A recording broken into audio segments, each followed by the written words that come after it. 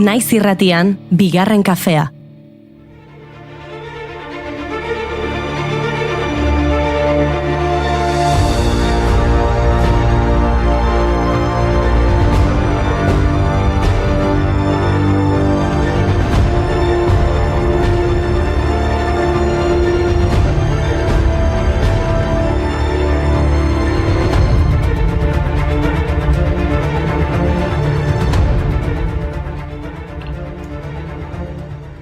Ring, ring. Bai? Kaixo? Ongi etorri, bigarren kafera. Inigo, hori debekatuta dago. Si, dígame, esan behar dezu. 1886ko maiatzaren 27an, gaurko egunez, hasieratik telefonoz euskaraz hitz egitea debekatu zuten Hego Euskal Herrian. Telefono zerbitzua jartzen ari ziren eta honakoa jaso zuen prentsak. Debekatuta dago aparatu honen bidez hitz egitea katalanez, valentzieraz, asturieraz, euskaraz eta galizieraz. Telegrafoetako langileak elkarrizketa eteteko zigorra aplikatuko du. Bere ardura baita lokutorioetan zer esaten den entzutea. Marma bat bezala, dator gaua, erearen bazter guztietara. Iez guaz denok, kale utzak gero eta mortuago doz. Eta isiltasun hartan, telefonoak azten dira. Oska eta gabe segiten eite, gauaren erdian, garra segiten. Gauza ederra daba telefonoz euskaraz egitea. Bereziki ahots ederra duen jendearekin. Bereziki Euskal Herriko ahotsarekin. Gaurko egunez jaio baitzen Kandido Uranga. Zinema, telebista eta antzerkiko euskal aktore eta bikoizketaia, 1979an hasi zen interpretazioaren munduan Luis Iturriren gidaritzapean.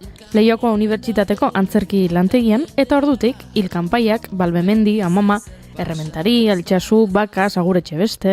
Eta nola ez, elkarrizketatzen ditugun musikariei beldurra eragiten dien ahotsa, Sarraskiaren ahotsa. Zorionak Kandido, besarkada bat bigarren kafeko kideen izenean. Zorionak Kandido Urangari eta ze gozoa hartu zuen Itzurungo hondartzan larun batean, antxe jendartean eta bere herrian. Tartetxo bat hartu beharko genuke berarekin aritzeko honen batean.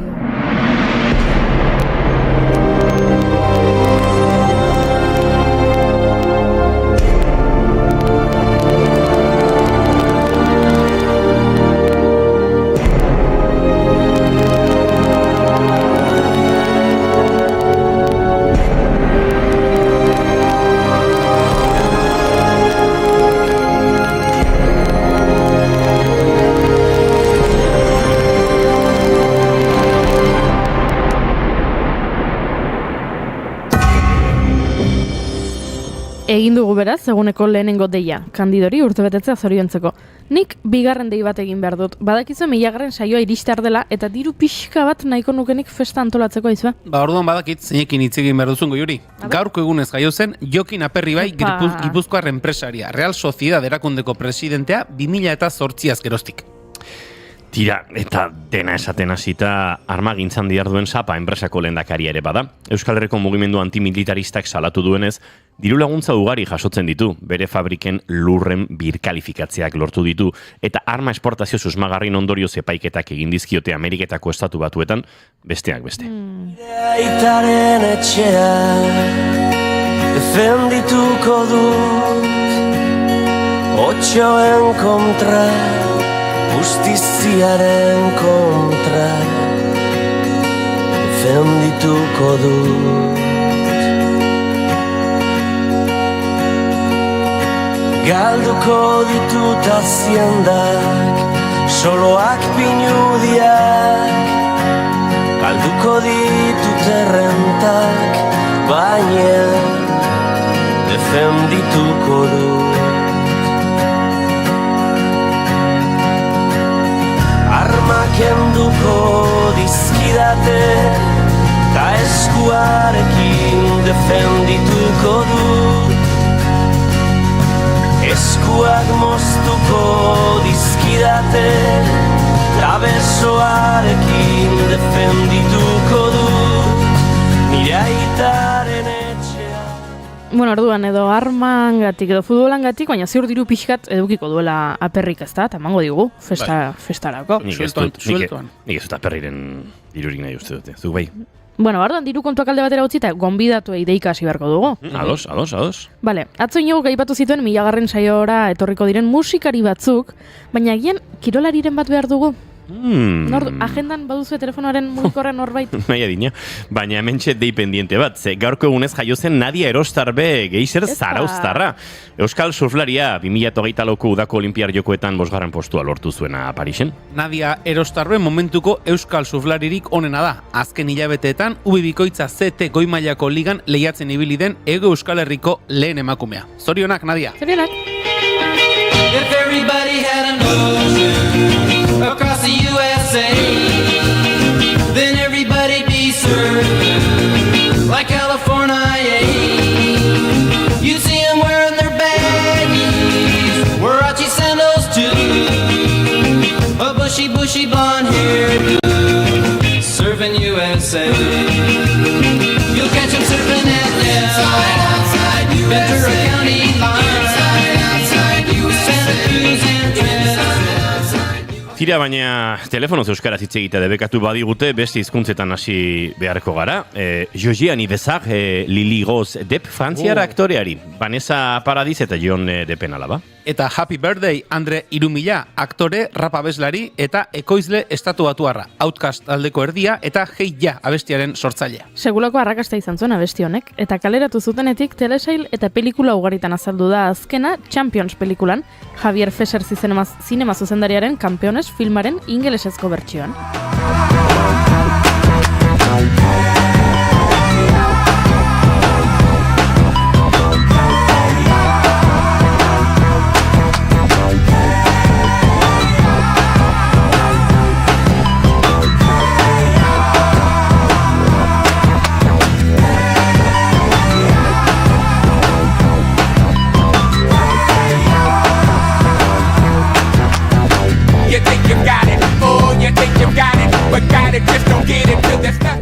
Eta horrek aitzaki ematen digu zinema hitz egiteko. Gaurko egunez jaio zen Giuseppe Tornatore, italiarra zinema zuzendari, ekoizle eta gidoilaria. 88an Zinema Paradiso filma zuzendu eta honekin 89an ingelesa ez den hizkuntza batean egindako film honenaren Oscar sari irabazi zuen. Salvatore Italiako herri txiki bateko haur bat da eta bere denbora pasa bakarra zinemara joatea da. Filmen magiak erabat liluratuta zinema magia dela uste du Salvatorek. Aurrorrek handitzean herritik kanpo bilatuko du bizitza, baina etxera bueltatzea eragingo dion mezu bat jasoko du. Jatorrizko luzemetraiak 155 minutu irauten zituen, baina Italian lortu zuen arrakasta txikia zela eta 123 minutura murriztu zuten mundu mailako estreinaldirako. Ta horrek bai, horrek lagundu zion nazioarteko arrakasta bihurtuz. Ai, Zinema Paradiso.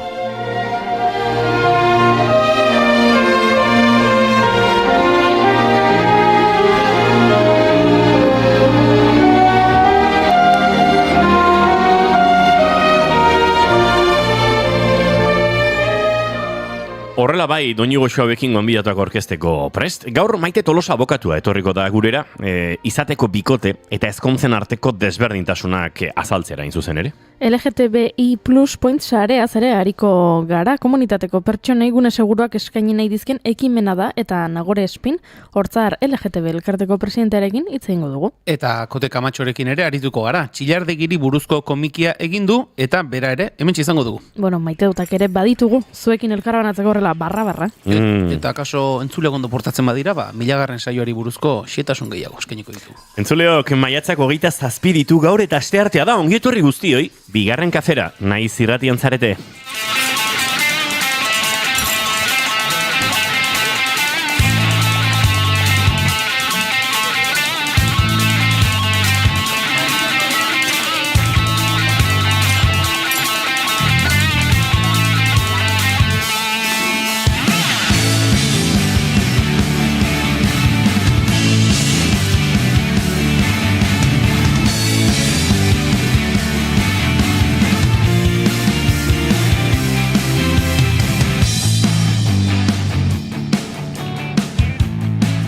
Zuekin entzule eta ikusle ere bazareten oiek, Julen Goikoetxea horbe gozo egonon, Julen? Baita zuei ere. Gauzat esango izut. Bakarra, ordu eta 20 minutu falta dira.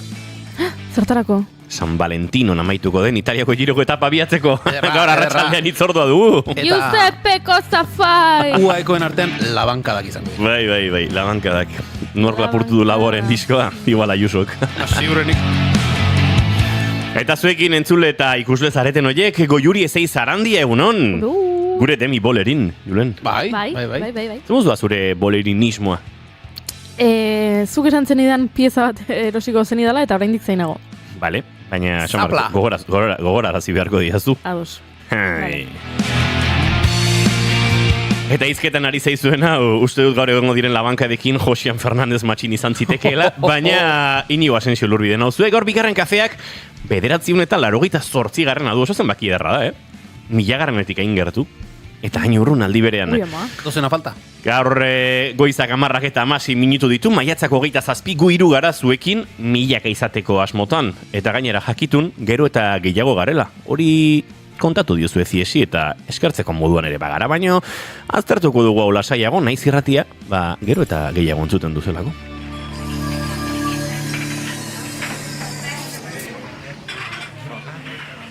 Eta hemen primiziaz primizia gabiltzala honako kantu hau.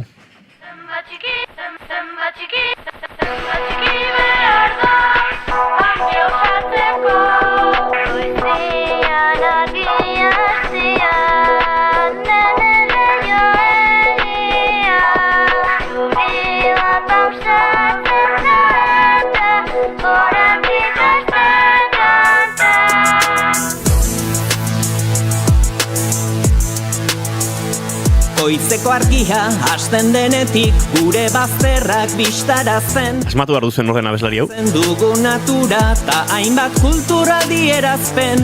Gogoan dugun Maite Tolosare lehiatu daiteke. berri uda eta udazken. Guazen lantzera ikas dezaguna malurrarekin solasten. Ahotsa ezaguna egongo zaizue bintzat?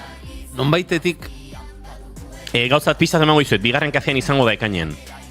Nik badakitzen den, Eta Badakizu. dauka beste abeslari baten Antza, bere ahotsak. hori ere gurean izan dakoa. Bai, Haren alabarekin. bai. gabonak iritsi daitezke eta Eta segituan abesten entzungo duzuena, J- beste artista handi bat. JM izango zen. J.M. Eta OB oraintxe. Entzun OB. Pistak ematen hasita naturaren doinuak egitasmoak sortutako kantua da. Hiltzen du naturaren doinuak. Zeruaren seme edo lurraren alaba, haizeak ekarritako hazi batzu Hau nor da Julen? Odei. Odei Barroso. Bai. Ondari gara. zuzara, gure aurazpian. Bestea Jon Martin zen. Ara?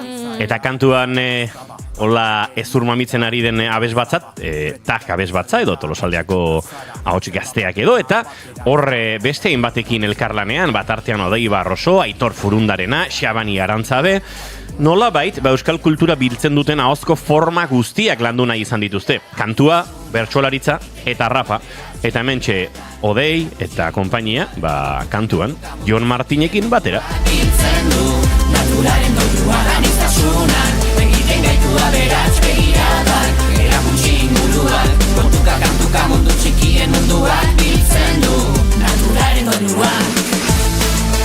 Bai, Jon Martintzen hor hasieran kantuan entzun dugun hori, inoiz esan diote, berak ere badaki, Mikel Marquezen ahotsaren hola traza hartzen diotela, eta Kantu honetan akaso sekula baina gutxiago. Bai, hori ere egia da. Iruditu zen niri ere Aldatu gutxiago. zaio pixka bai. bat kantakera Jon Martini, bai. Esango diogu, ekainaren 10ean dator Julen. Esango diogu, Esango diogu. jakin behar du. Jakin behar du, bai, jakin behar Esertzen du. den momentuan esango diego, Zeabil. ze pasatzea. Hiltzen du naturaren doinuak. Aniztasunak begiten gaitu. Bai, badator naturaren doinuaken edizio berri bat, ekainaren 6tik 8 eta bertan denetatik. Porrotx eta zapotxinekin kantari, Olgetan erromeria, suzko irudiak, udaberriko sendabelarren ibilbidea, belaunaldi arteko bazkaria, korrontziren emanaldi musikala, Janus Lester, Miren Fernandez, Alaia Martin, Jon Martin, Maxu Xarantzabe eta konpainia, naturaren doinuak emanaldi nagusian, klap dantza taldea, Gautena elkartea, dena gertatuko da, Alkizan, datorren asteburu horretan, ekainaren 6tik 8 baina Xabani Arantzabe bere arimak ahotsa berreskuratzen duenean, bigarren kafean izango da. Ze gaur gonbidapena bota diogu telefonoz 5 minutu sartzeko bazan ere, eta audio bat bidali ahotsi, zanik gaiko txaua, zer dene, abeslari batentzat eta egitasmo mordoa gidatu behar duen pertsona batentzat, ahotsi gabe Geixua. geratzea. Baina hori, gertatu ere gertatzen da, eta Xabani datorren astean izango dugu gurekin, behar bezala aritzeko maite duten, tartean murgildu behar dugu, eta nik sorpresatxo badauka zuentzat, baina segituan kontatuko dizuet, bai. Orduan, lehenan, azteko guk elkarbanatuko ditugu maite dutak? Bai, esango nuke, Julen zine zure maite duta. Bueno, nik maite duta baino, por alusionez, erantzun bat eman behar dut, eman beharrean nago. A ber. Badakit zer gertatu den, badakit, eta... Hemen iragan asteazkenean, kontuz Pablo Zuturuza irastortza adiskideak, Bai. esan zituen, adiskidea. hainbat, bai, oraingoz bai. Vale. Kontrako horako motiborik ematen ez dian bitartean, adiskidea. Adiskidea beraz, Pablo Zurutuza. Bai, momentuz.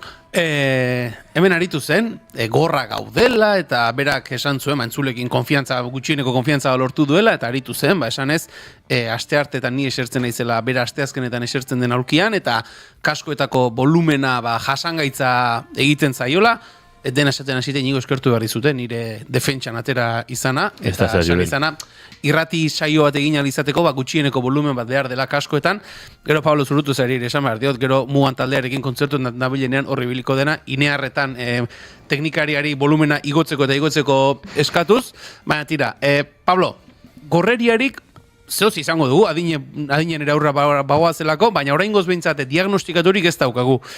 Eta bestetik, esatea nik burutxikia daukadala, Pablo, a ber, zaldu ikusten, begi aurran zer daukagonez zaldu ikusten. Berak zantzen, zuk buru handia izatek ez du esanek erantzeko txikia daukagunik. Gaztameloien lehiak eta zan, hemen bigarren kafean. Lehenengo postetan sartuko ginek, Nire behintzat Pablo ere hortxe, bera buru handia duela esate baldin badu. Uste dut, Pablo, Sekulako burua dauka. Pablo Pogačar da. Ez baliatu une hau, bera ez dago hemen, eta ez hasi hemen Pablo Zurutu zarenatik ezkiesan. Ni ziurtatzen ari naiz Pablo kentzuten gaitu lago juri. Txikitako argazki bat erakutsi zigoan. Ostra, Argazki horretan, zatitzen zenuen argazkia 3 zatitan, eta 2 eren burua ziren. Zer iztua. Berak erakutsi zigoen argazkia. Ez jarraituz ez dago hemen defendatu alizateko. Orduan, Pablo, uste dut irizpideak oker izan zen dituela, gorreriarik ez, baina buru galanta daukagu, beraz, zuzenketaren mategineko bazenu, biharko saioan izango duzu aukera, baina horixe, gorreriarik oraingoz ez, baina burua galanta daukagula.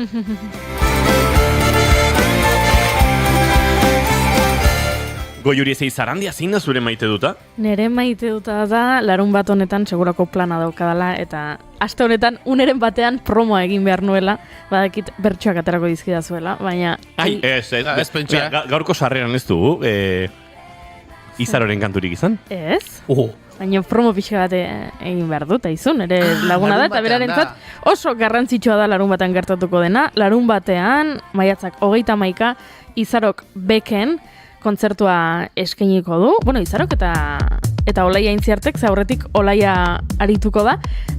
Badaude sarrera batzuk oraindik, beraz nik baliatu nahi dut tartetxo hau, batetik besarka datu bidaltzeko Izarori, oso urduri dagoelako eta estresatuta dagoelako larun bateko kontzertu arekin. Beraz, hemendik muxo asko, eta bestetik entzuleak animatzeko, izue planik ez olin badaukazue, beken larun batean, bertan egongo da esan bezala asteko Olaia Intziarte, eta gero Izaro, bere bira honen amaiera egiten, gero atxeden alditxo bat hartuko du, beraz, bira amaiera kontzertu honetan gainera egongo dira bertan gure laguna den Janire Esanezin, adibidez. Bai, Jasanezin. Egongo da Peio Reparazetak, egongo da Valeria Castro, egongo da Baiuka, jende asko egongo da, eta... Sango nuke... Olat Salvador ere egongo dela? Egongo da. Bai, jende asko egongo da, eta beraz, izugarria izango da, oso politia izango da, eta aizu, nire maite duta. Horixe, larun bateko plana gaina lagun batzukin noa hemen Tolosatik, eta hotela hartu dugu. Epa! Osoa, Roki Zarraketa bezala hotel oso hartu duzu zuentzako, gero gelak txikitu eta horrelako oso egingo dituzue, adigandean aldegin aurretik. Zakitu, agian.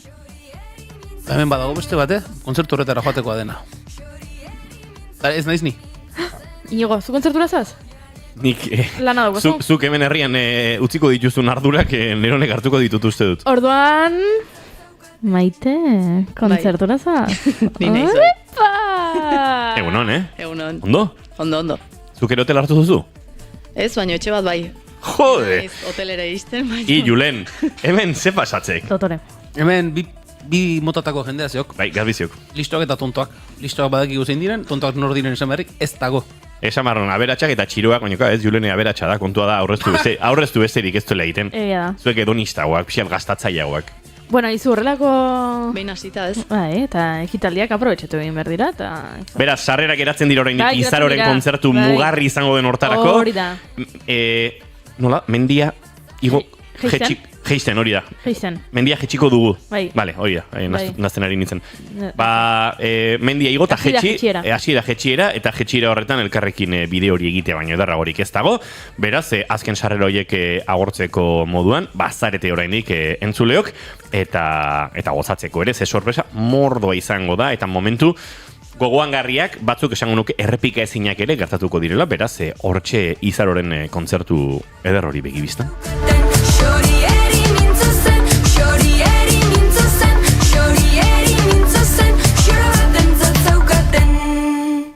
Maite Tolosa zine zure maite duta. Pum. Ez zenon espero, baina saiaz detenela espero. Egi esan ez. Dakit bat zer zen. Zan. Amatxo maitia, egi izango da ez zuela espero. Ez zuen espero. Altos pies en botas, jerseys abrochados, bufandas y colchas. Pablo Zurutuzak esan digu musu bat bidaltzen diola Juleni. Beste da bueltan, Pablo. Balcones mojados. Leña recogida, chocolate caliente. Me gusta la gente que ni engaña ni miente. No tiento a la suerte por miedo a que exista. Esta vez no me asusta seguirte la pista. Invierno a la vista. Invierno a... Nik atzo astirik genuen izan ere maite duta kontatzeko, baina asteburuak bi maite dut ola potolo utzi dizkit, eta zuegin elkarbanatu nahi ditut. Bata, asko maite ditudan bi gauza, edo ia gehien maite ditudan bi gauza uztartzea. Azken aldian behintzat, bai piraguak eta baita musikak ere ematen diate plazerra hondia. Eta larun batean Zumaian Jon Maiaren itzurungo kontzertu historiko hori gertatzen zela, eta pentsatu nen plan ona zela itxasoz iristea Zumaiara. Orduan, engainatu nuen lagun bat, piraguak Orion utzi, Zumaian furgoneta utzi, Euskotrenen Oriora itzuli, eta antxe egun pasa egitea Oriotik barrena, Getariara iritsi, han bazkaldu, berriz ere, han triatulia ikusi bide batez, handik berriz ere abiatu, Zumaiara bidean, konturatu urbotila atzean utzi genuela, berriz ere atzera egin, urbotila hartu eta berriz ere Zumaiara heltzeko, baina itzurunera behar bezala iristeko eta egia esan, kontzertua ederra izan zen, atzo Jon Maiarekin honen inguruan aritzeko aukerare izan genuen, baina are ederragoa izan zen, nolabait itxasoa, harria, eta kantua uztartzen zituen ikuskizun horretara heltzea, 5-6 ordu itxasoan igaro ostean, eta pixkate, naturarekin harreman horretan egon ostean. Beraz, hori maite dut bat. Eta bestea, asteburuan pasa izaiana, lagun batekin pixka bat aserretu, eta heldutasun eta nolabait funtzionaltasunetik gauzak hitz egin, bere tokien jarri eta aiskidetzeak duen garrantzia, eta gero esan nahizu, zeharro, hitz egiteko izan garela, gaia, uste kateatzen zuen horietakoa zela, edo bioi nolako kateatzea sortzen zigula, eta pixkate gauza horiek hitz egin eta behar bezala gainditu eta bere tokian ustea gauza ederra dela, beraz horiek nire maite dutek. Mira invierno a la vista, llegó la conquista de los pies. Frío. Maite Tolosari eman dio denbora maite duta pentsatzeko? Ez. Baina, asmorik ere ez, Nola da, zera izango zen... Txanda pasa egin dut, alizo. Bai, hori da. Beste batean. Negoen, ondo dago. joku legal bat bilatu nahian, baina ez egiten inondik gainera ateratzen. Ondo dago, abokatuak txandapaz egin badezake, gainontzekok horretara Ez. lotuko gara hemendik aurrera. Ez, soilik- Eskerrik asko maite. Ez, soilik abokatuek. Egin dezaket hori. Bai, zegoza esango dizut, abokatuak egin du eta epaia hemen ni naiz gaur, epaiak ontzat eman dio argudioa, Eskerrik asko. Oh, wow. baina zuri ez dizu emango. Ja, jurisprudentzia zarri duzu epai horrekin. Ez hemen ez dago epairik, hemen dago prozesu judizialaren barruan argudiaketa baten onarpena, epaiketarik ez dago. Epaiketa badago, epaik ez dago. Eta epaia oraintxe emango dizut. Ezin da maite dutetan izkin egin. Hobe da barkamen eskatzea, permiso eskatzea jo. Bueno. Goizeko 10:30 minutu entzuleok, tira, barkatu, hemen txata daukagula, ahaztu xamar. Edita Brokose, kaixo nire lagunak, ongi etorri zuri, hemen gaude egunero, Edita. Baina zu aspaldian ez dakit non ibilizaren, espero dugu ondo egotea. Hau da pixka bat, abeslari bati esaten diozunean bezala, tu eres mi fan. Jende asko konfunditzen da, eta esan beharrean ni zure zalea naiz, esaten duzu nere zalea zara. Eta orduan, ongi etorri guri esatea, pixka da hori. Hori, beste bat ere badago, norbait elkarrizketa bat edo agurtzerakoan, esaten diozunean, laizter arte eta zuri erantzuten dizunean. Eskerrik asko. Nire maite duta da ekitaldi bat dio Gorkak. Herri Olimpiadak aurten antolatu dituzte talanagatik ari naiz eskubritzen leia Gora Zumarragako Herri Olimpiadak gazte heldu eta bar, hasi da leia. Eta dio, ni apuntatu naiz jadan 1000. Saiora, post bat egingo dut aurrerago. Bai, 1000. Saiorako imeia bidali dugu Gorkak, zuek gurekin 1000. Saioa ospatu nahi baduzue, ekainaren 12 izango da, arratsaldeko 6etan, baina leku eder batean egingo dugunez, esango dugu dagoeneko Goiuri. Bai, esango dugu. Txillira lekun egingo dugu 1000. Saioa entzuleok, eta zuek, gure gonbidatuek, lauterdietan bertara sartu, museoa ikusi, han nolabait girotu, eta 6etatik 8 egingo dugun saio berezi horretan egoteko aukera izango duzue, baldin eta idazten badiguzu, bigarrenkafea@gmail.com elbidera, edo eta gure sare sozialetara. Guk nahi genuke zuetako batzuk behintzat gurekin egotea, zebeti diogu, 1000 zaretela, baina azken aldian 1000 eta 1000 gara. Naiz irratiak 143ko gorakada egin duelako joan den urtetik, eta egia esan hori ere, ospatu beharko dugu 1000. Saio horretan. Honena Inigo, zer da, ala, Jon Martin, bai, Gorkak harrapatu du nortzen, Naturaren doinua, gure lagunak, aizue, Pablokin ez sartu. Pablokin inor ez da sartu. Pablorekin gustora asko aritu gara, zintzo eta lagun artean. Horren bai, goizeko 10:32 minutu, txatari kaso eginda, bagoaz Maite Tolosarekin gai legaletan murgiltzera.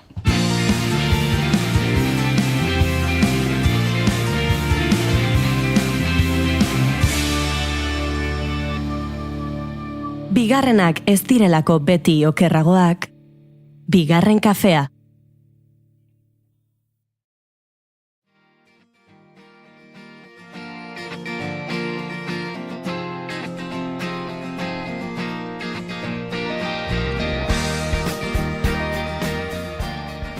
Ez da beharrezkoa estadistiketara edo erroldetara jotzea gure gizartean agerikoa den errealitate bat egiaztatzeko.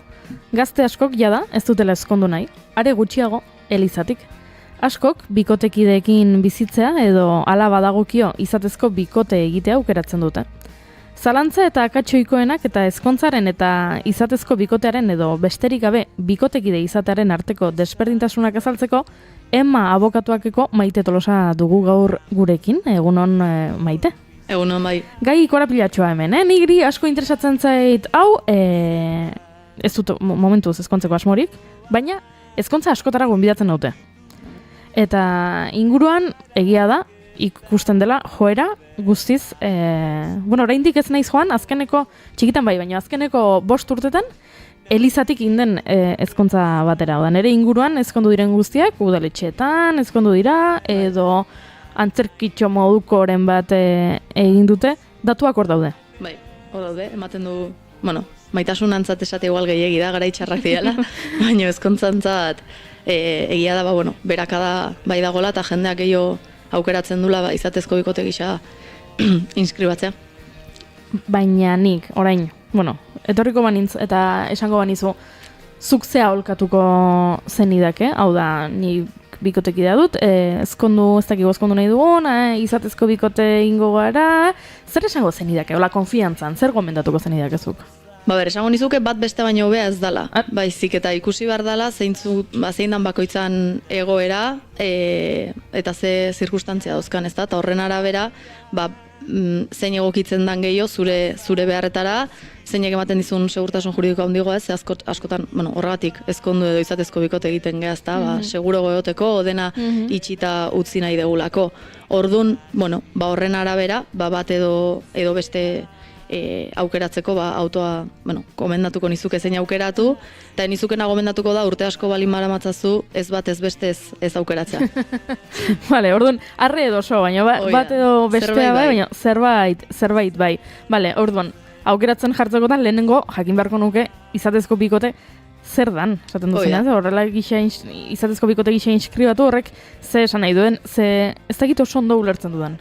Bai, negia da hemen, garai baten ohikoagoa zan ez, igual, bikote batek galdetzen zenionea ezkonduta zegoen, eta esaten zizun ez, eta orduan pareja de hecho izatezko bikote izate, eta bai erantzuten zuen. Orduan, hoi ez da izatezko bikote izatea. Hau da, legean arabera, izatezko bikote izateko inskribatuta egon behar dezu Euskal Autonomia Erkidegoko izatezko bikoten erregistroan. Orduan, eta bai aipatu nahi dut, gaur komentatuko ditegun gauza guztiak diela Euskal Autonomia Erkidegokoak. Ze hau, Autonomia Erkidego, estatu mailan Autonomia Erkidego bakoitzak, berak arautzen du bere legedia, eta hemen estatutik kanpo edo Europar Batasunean ez da herrialde guztitan figura hau existitzen.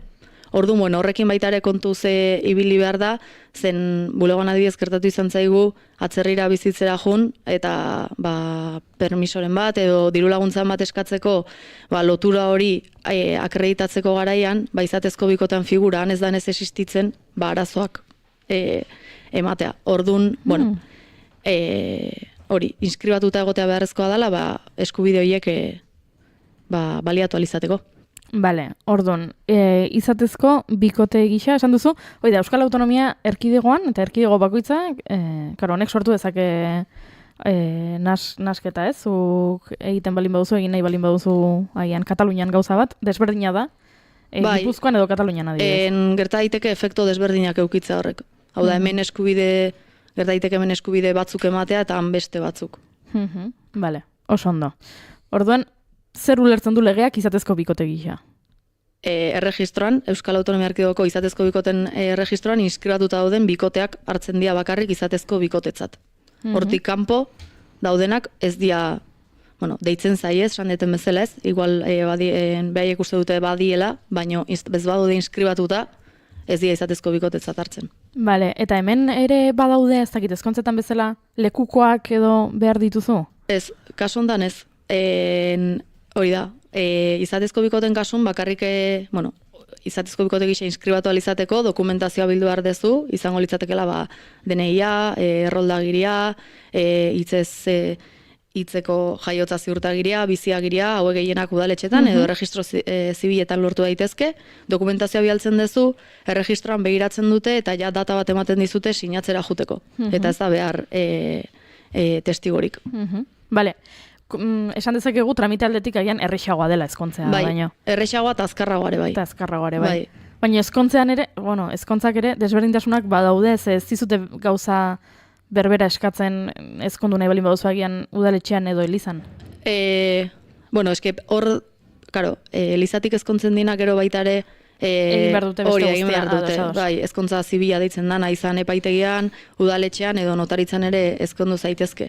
Eta batez ere ezkontzen kasutan, dokumentazioa nahiko antzekoa da, baina ezkontzen zeanean espediente matrimoniala irikitzen da, eta hor batzutan gertatzen da, elkarrizketak ere egiten zaizkiela bikotei, konbenientziakoak ez diela ziurtatzeko eta bar, hau izatezko bikoten kasutan ez dago esateako. Orduan, eta baita ere testiguak behar dira ezkontzetan. Eta gero ja, berdina, sinatzeko eguna jartzen dute, eta jutea izango zen. Badakizu, nire lagun bat ez dut izenik esango, ezkondu dela Kopenhagen, duela hilabete batzuk, Kopenhage delako Europako Las Vegas, ezkontzei dagokionez. Bai. Nik ez da, bera ezkondu den arte, da, berak bera euskalduna da eta bere bikotekidea atzerritarra. Eta elkarrekin ezkontzeko, bai paper kontuengatik eta hasiera batean begiratu zuten Euskal Herrian ezkontzeko, baina uste dut zerbait komplikatu egin zitzaien, paper kontuengatik, eta orduan, gomendatu zieten, ez bagizu Kopenhagen dela Las Vegas bezala horrela juten zarela, eta eskatzen duzula hitzordua udaletxeko webgunean, eta antxe, ja, pasatzen zara, eta ezkontzen zaituz, eta ezkonduta zaude. Eta nun baiten inskribatu dute edo? Ba, ez dakit... Porque, claro, egia esan, ez dakit, zere ondorengo pausoak zein izan diren. Baina ezkontza Kopenhagen oso politia, argazkiak oso politiak, eta Kopenhagen ezkondu dira, eta orain badoaz, hori, atzerrira elkarrekin bizitzera, baina, bueno, hori anekdota bezala kontatu nahi nizuen, besterik gabe. Zut inoiz toko zer den onaino ekarri nauena ez dut inoiz. Jendeak egiten du izatezko bikote egin eta gero pausoa eman ezkontzeko? Eta gero ezta, bueno, gehiago edo bai tokatu izan zaigu behintzate hori ikuste. Egizan ezakit oso ondo arrazoia zein izan daiteken, baina egiten da. Ze, hori da, osea, ez dago arrazoi oso objetibo legalik. Ez, normalen ja izatezko bikote izaten denbora bat badamakite, orduan bere efektuak ere ja badaude, bueno, aspektu batzutan ja indarren, orduan ez dakitzen izan daiteken, berai galdetu harko zaie. Afan recaudatorio. Horixe, gai hori atera nahi nuen, ze maitasuna hitza... Adierazpen oso gogorrak izan dira, hauek, Bai, baina egia da, maitasun hitza ipatu dela Maitek, eta onartu behar dugu, eta ezkontzen diren bikoteek, eta hori esaten dute baita ere, jende asko ezkontzen dela, ez errituarengatik, baizik eta seme-alabak ditugu, edo oporrak, edo alargundu, edo... Egia da, karo, oporran kasuan, garai baten izatezko bikote izan da, estatutuan arabera usteet, ezkontzen geanen 15 egun ematen dituzte ez, eta izatezko bikoteen kasun 15 egun horiek ematea duela pare bat urte dola jarri dute, orduan igual hori izan daiteke arrazoia. Nei utziko jaze pixkate deitu ez didaten tokian sartzen, baina uste dut hemen badagoela gehiago harremanen ziklotasunaren krisiei partxetxoak jartzetik. Ez dut ulertu. Dinamika aldaketa bat behar dugu gure harremanean, ez da bilerako gauzandu egi eta ezkonde ingo gara. Baliteke. Bale, orduan, ez da ibideian joateko... Nik izan dut Julenen adierazpena gogorrak zirela, baina zureak ere. Bai. Ez da ibideian joateko, bietan eskubide berberak. Duela 2 urtetik ona. Bai, pare bat urte edo. Bale, baina beste gauzetarako, alarguntze pentsiotarako eta? Bai, egia da gaur egun ia hemen Euskal Autonomia Erkidegoan behintzat nahiko iaera bat parekatuta daudela, oinordetza eskubidei dagokionez, baitare seme-alaben mantenu pentsioi dagokionez, eta bar. Egia da, desberdintasun txiki batzuk daudela, zuk ondo esan bezala, alarguntasun pentsioan, komentatu behar da, ze jendeak igual hau ez dakita, detaile bada, baina, izatezko bikote gisa inskribatzen zeanen zure egoera zibila ez da aldatzen. Hau da, zuk segitzen dezuen estado de soltero, sango dugu. Aldiz ezkontzen zeanean, bai. Baina izatezko bikote gisa, ez. Orduan horrek, jabetza registron, batzutan etxe bizitzak inskribatzea konta arazoak sorditzake, eta gero baitare erregimen ekonomikoi buruz desberdintasun txiki batzuk ere badaude. Ez dira handiak, baino zerbait desberdina badago. Eta gero, honetan jokatzen diren ezkonduak ezkongaben aurkako futbol partietan, baita ere jaleoa eragiten du horrek, ez? Nor dago ezkondutan horrez, Bizka Lei Bosman izango zan hori, ez? Extrakomunitarioak. Hori da, eta arazoak, Kupoak eta... Bai, gaizki.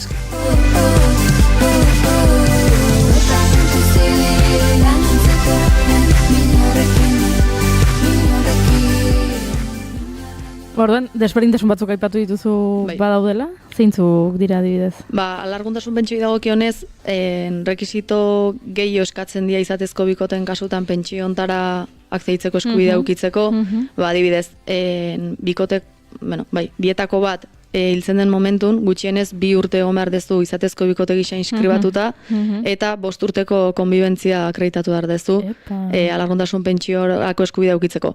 Azkeneko 5 urteko bizikidetza ez da akreditatu behar seme-alabak baldin badaude. Baina, Hau beti kontuz jakiteko. Bitxia egiten zait, Espainian norbait ezkontzen denean, irakurtzen dira kodi zibileko artikulu batzuk, eta bertan jartzen du, zu ezkontzen zarenean norbaitekin, derrigorrezkoa dela elkarbizitza. Eta beti pentsatu izan dut, zergatik legeak, agian bikote batek bere errutinan edo bere harremanean, bai, ezkondu nahi dute, baina jarraitu nahi dute bakoitzak bere etxean bizitzen. Kode zibila aspaldikoa da.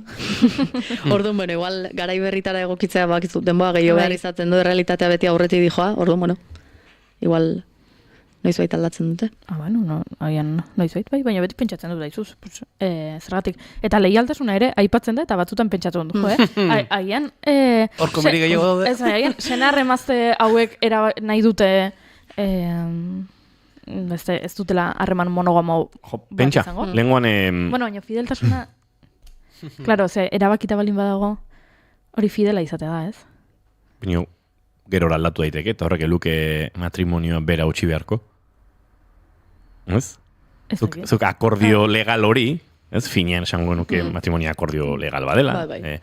Egoera legal eta administratibo hori, eta ondorio ekonomikoak, eta dituen hori, mantendu dezakezu, elkar maitazen jarraitu dezakezu, nahi baduzu eriotzara arte bestea zaindu, eta pertsona gehiago ikusi zure bizitzan. Bai. Izatez, duela gutxi, lagun batekin honen inguruan aritu nintzen, bera badago, nolabait, bikote eskondutako, bikote heteronormatiboa zen baten, periferia poliamorosoaren ardatzetako batean. Hau lertzen da? Wow. Dago bikote bat ezkonduta dagoena? Bai, pixkata garbiago esan dezaken igual. Bai, dago bikote bat ezkonduta dagoena. Eta zure lagun hau dago... horietako batekin. Eskontide horietako batekin. Bai, eta eskontide horietako bat, eskontide hori dago, pertsona gehiagorekin, eta beste eskontidea ere bai. Bai. Vale. Eta pertsonalek esan zion, eta oso interesgarra iruditu zitzaidan. Pertsonanek zeinek eskontideak. Eskontideak, bai. Nolabait sare poliamoroso horretan urteak daraman horrek, eta bere bikote, esan dezagun, garai batean, bai, eskondu zen pertsona horrek, erabiltzen duela kote hitza, kotea. Bikotea beharren. Wow. Bikote hitzaren barruan badagoelako sustrai binario edo dualidadearen hori bi, kotek nolabait, irikita uzten duela gehiago, eta horren nik ulertu nuen arabera, baina aztertu nahi duk gehiago, ala ulertzen zuen nire lagunak ere, kotea da ertz horitako bakoitza. Sarearen ertz bakoitza. Lau kote izan ditzakezu. Naiz eta, kote bakoitza bikoa ere izan liteken, normalean bikoa izango baita. Izan liteke, harreman poliamoroso batean, zure ertzetako bat hirukoa izatea. Ni jakin nahi nuke. Beraz, kote kontzeptua, pixkat gazteleraz, pareja, trieja eta horrelako kontzeptuak erabiltzen diren bezala, askoz lausoago eta politagoa euskeraz, kotea. Nik auzi linguistikoa zaratago jakin nahi nuke nola den posible zaintza duin bat eskaintzea horrelako kote festa batean. Horrek sortzen dizkit niri zalantzak. Pixkate monogamia erortzen ari zaizu bidetik. Ez, eske, hainbeste harreman aipatu dituzu kote festa honetan. Ez ditut hainbeste aipatu? Iruditu zait asko...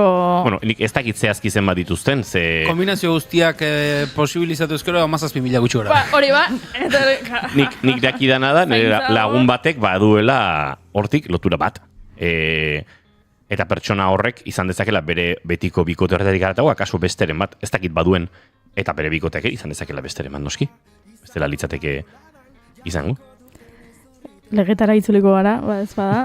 Bai, ze uste dut ez zarela bat ere eroso sentitzen aurreko konversazioan, baina tira, uste dut egunen batean lasai eta luzitzei marko dugula harremantze eredu anitzez eta batez ere berri ez. Ze bada jende asko monogamiaren muga zurrun horietan eroso sentitzen ez dena, eta hor badago monogamiaren diktadura kultural historiko bat, igual desera ikitzen hasi beharko genukeena ere. Noski, Beraz, nik uste dut interesgarria da, baina bai, helduko diogu horri orain lege kontuetara itzuliko gara. Bai, hemen badaude gero kontzeptu batzuk ezkontzaetaz eta hitz egiten dugunean, eta bikotetaz hitz egiten dugunean, separación de bienes, gananciales, ni hor galdu egiten naiz zeharo, eta pentsatzen dut hemen ere, desberdintasunak egongo direla bi kontzeptu hauetan. Bai, zuk esan duzun bezala, separación de bienes edo gananciales, regimen ekonomikoa deitzen zaio, hoie biak dira ezagunenak, baina, zuk beste zerbait desberdinago nahi badezu, kapitulazio matrimonialak deitzen dira, egin ditzazkezu baitare.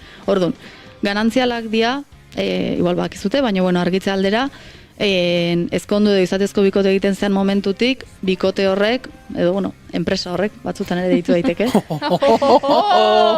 sortu duen ondasun eta zor guztiak bienak diela. Eta aldiz, separación de bienes izango litzateke, momentu hortatik aurrera ere, bakoitzak sortzen duna, soldata edo erosten ditun gauzak norberanak izaten jarraitzen dute, eta sortzen ditun zorrak ere bai. Orduan, behin hori argituta, jendeak askotan ez daki ezkontzen da, eta igual ez daki ez da ere zer regimen ekonomikotan ezkondu dan. Orduan, behaiek ez balin badut espreski ezer esaten, ganantzialetan ezkontzen dira, zerbait jarri egin behar da. Eta aldiz, izatezko bikoten kasutan, ez balin badezu ezer esaten, separación de bienes aplikatzen zaizu. Hau da, lehen esan den einen kodezibia zarragoa danez, garai baten bazegonez, ganantzialak denbora guztian, eta izatezko bikoten legea berrigoa da, eta hor bazakit, aldaketa, kultural edo gizartean aldaketa bat bai egon dela, eta orduan separación de bienes aplikatzen da. Eta zer iruditzen zaizu bikote bat ez dena, ez ezkondu, ez da izateko bikote egin, eta seme alabak edukitakoan izateko bikote egiten dena? Bai, denok daukau inguru norbait ez, umeak eukita esaten dutena, umeak beste aldera, zerbait inbar dugu, orduan ezkondu edo izatezko bikote egingo geha. Umei behi da, ikuspuntu juridikotik argumentu horrek ez dauka zentzu askorik edo esango genuke, ze umeak babestuta daude ja, legean aurrean. Honekin esan nahi etena da, zukume bat eukitzen dezunen, erregistratu egin behar dezu, eta erregistro hortan agertzen dira ja zeintzuk dien gurasoak. Orduan ja gurasoiek ja badauzkate obligazio batzuk umeekiko. Eta beste gauza bada, larguntasun pentsioa eta elkar babestu nahi hortan, baina umeak ja legean aurrean babestuta daude, zezuk ja obligazio batzuk dituzu ume horiek mantentzeko. Orduan aldea, hortik dijoa.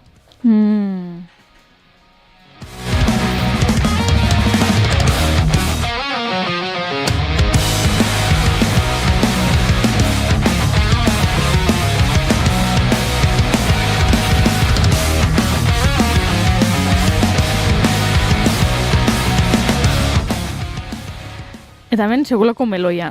Aber, zuk abokatu bezala zer pentsatzen duzun. Jende askok esaten du, ni naiz ezkonduko, ze gero, eske gaizki ateratzen balin bada, sekulako roioa da, dibortziatzea, epaitegira joatea, orduan nik ez dute zer egingo, ez du paperik sinatuko, eta zer ez, gero, Bai, egia da ideia hoi badagola, baina adibidez berdina gertatzen da etxe bizitza bat erostea zure bikoteakin, roio berdina izan daiteke ez baldin bada ondo ateratzen, gero horrekin ze egin edo berdin sortu daitezke arazoak, eta aldiz bai dago ikuspegi hori roio bat da, zertako ingo dut, baina ikusi behar da zertako egiten dezun. Hau da, horrek ze babes ematen dizun, zen seme alabak eukitzen baldin baditezu, ezkondu edo ez, seme hoi alaba hoien gaineko erabakiak hartzea adibidez, epaitegira joan beharko dezu. Orduan, hobe seguruago egotea biok ez, eta gero ja, ez balin badijoa ondo, seme alabekin batera, sartuko dezu dibortzioa ez, nik bintzat hola ikusten dut. Hemen argi dagoena da, jendeak zalantza asko izan ditzakeela, eta ezkondu bikote dena dalakoa egin aurretik, hemen gomendagarria izango dela kontsultak egitea eta ondo informatzea.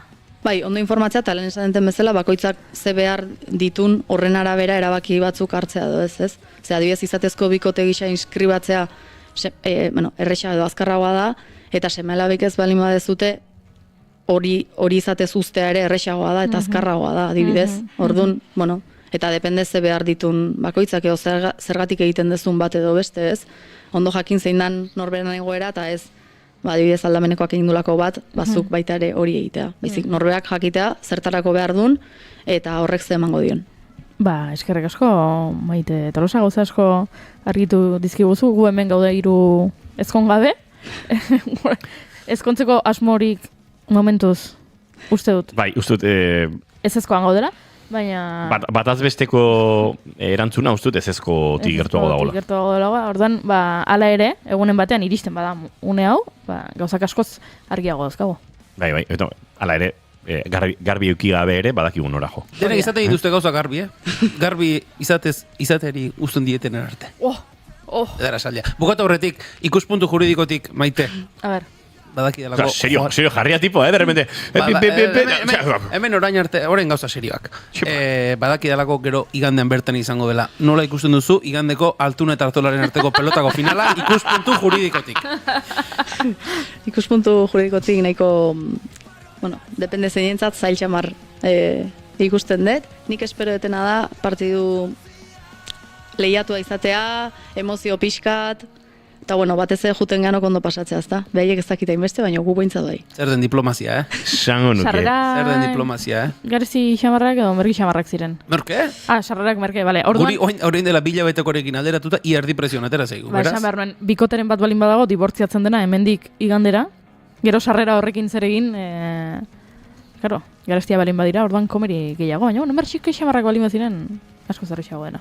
Bai, autokarabanak gerra gehiago ematen du normalean, pelota finaleko partida baino. Maite Tolosa emabokatuak mila esker, eta izter arte. Agur. Bidai luze baten barnen Generekua bilatzen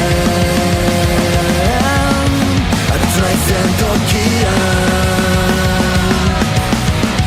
Iparrorratza txarraituz Arraun gabe jontzian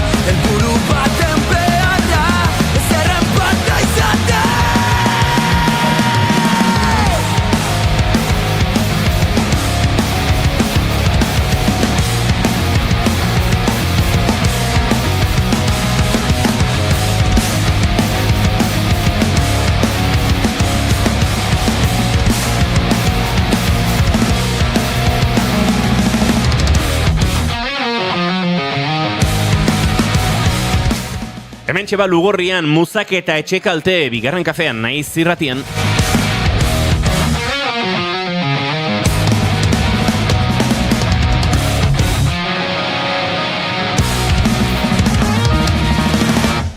Bagoaz aurrera, minutu pasatxo, eguerdiko 11:00.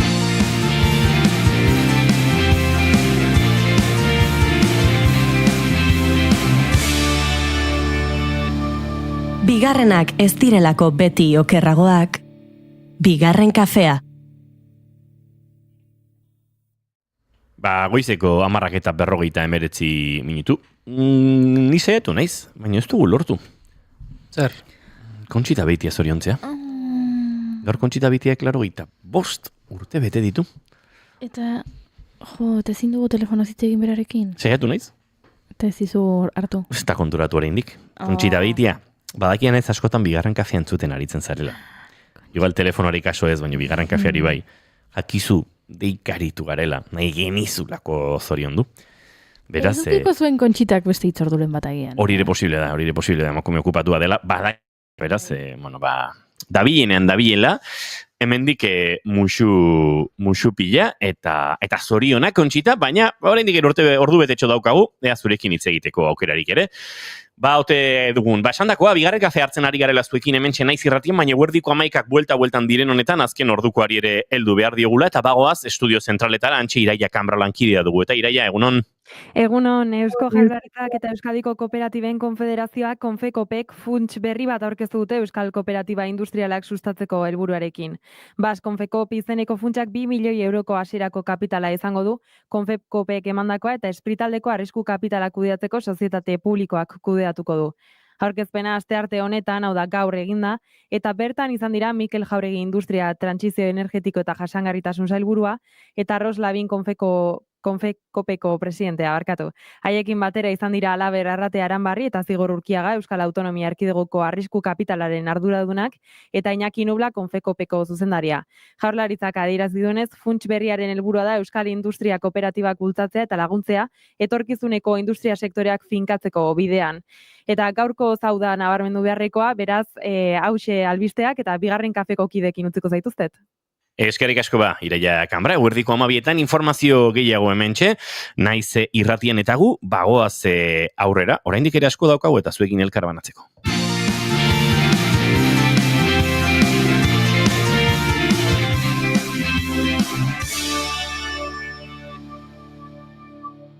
Bigarrenak ez direlako beti okerragoak, bigarren kafea. 11 minutu bat Bilbo oruntz egin behar dugu orain segituan, urrengo minutu hauetan.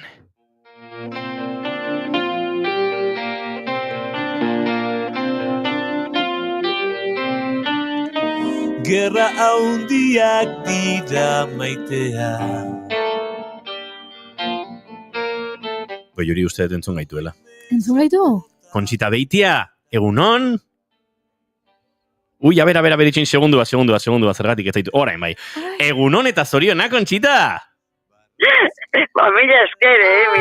Zorionak. Baina ni moda guztian zuei entzuten arit, ez dakit deitu dezuten, edo ez dezuten deitu, ez entzun telefonoa, Maite duten tartean esan dut, sorpresa bat duzuentzako Julen eta Goiuri, hor deikari nintzaizun, hemen gauza asko batera egiten gabiltzan horretan, telefonoa deik eta bar, baina ez duzu entzunantza, edo, bueno, Ez hitz egiten nintzen orduan, ez entzutuena. Ados. Hitz egiten nintzen, izaskun erandiakin, gaina hitz egiten nintzen. Bai, zinemako mundua, bueno, ez dakit, eraba sartuta daukete errainetan, Oda, bueno, oso pozik, Ia, eguna iritsi da, 85 urte bete ditut, eta ya está, aurrera, hemendik aurrera.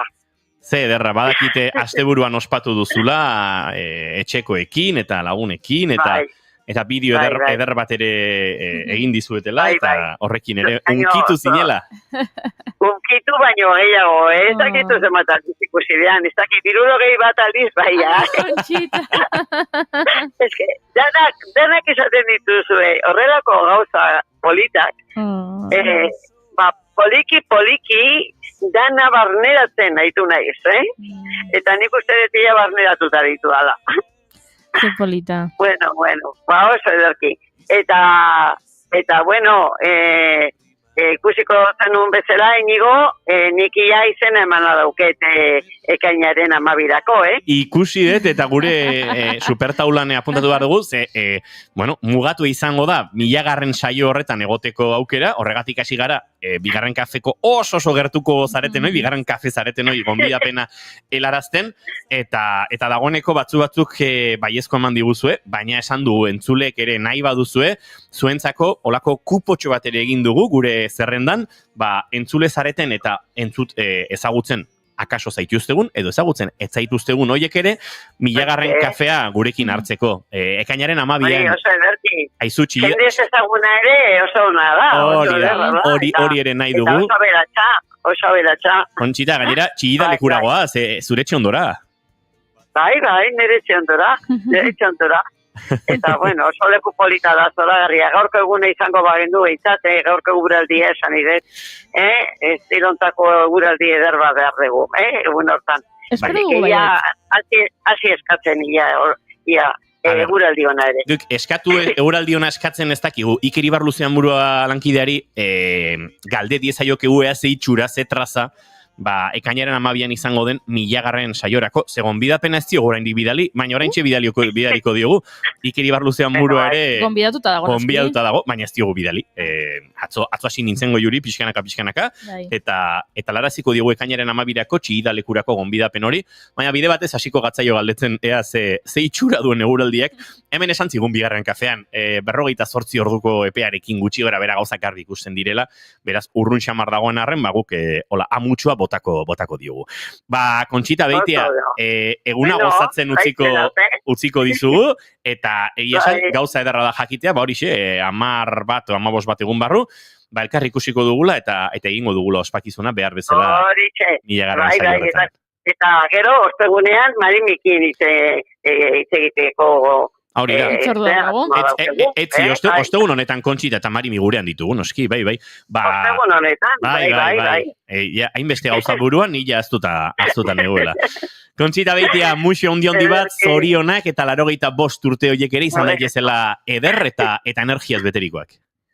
Mila esker eta zei gauza beraz eskaintzen dizuet, Nere bizitza moduko bat izan dezatuten, gauza honak eta gauza txarrak ere izan dira, baina egin bat, nik uste dut, pixo hundiagoakoak izan dira honak, eta ala eta oso pozik nago, eta ez naiz bat ere zorra sentitzen, ondo nago osasunez, eta zer gehiago nahi duzu, ez arrez gehiago. Horrekin aurrera lagunak ere makina lagun ditut, eta bihar banikoa Eusoe Alberdikin izatea elkarrizketa bat, eta horrela hetero liburuari buruz, eta bizitzak ematen dizkigun goza on guztiak aprobetxatu egin behar dira eta gozatu. Kontxita Beitia gorazu eta ze opari ona desiratzea zurea bezalako bizitza bat nahi genuke egia esan, energia horrekin eta bizipoz horrekin eta egin dituzen gauza guztiekin iritsi 80ko inguru horietara. Muxo handi bat, Kontxita, ostegun arte. Ostegun arte eta egun ona pasatuek ere. Berdin. Begiratu maitea amigo begi ertza biziak ia ametsa ez bilatu gauea. Nazio Batuek garapen jasangarriaren inguruan diseinatu zuten 2030 agendan jasota dauden erronka globalen artean aurkitzen dira genero berdintasuna, gutxieneko lana eta hazkunde ekonomikoa, bakea, justizia eta erakunde sendoak eta helburuak lortzeko aliantzak. Hoien barruan sartu daiteke gune seguruak sortzearena ere, eta horretaz jardun behar dugu segidan bigarren kafean.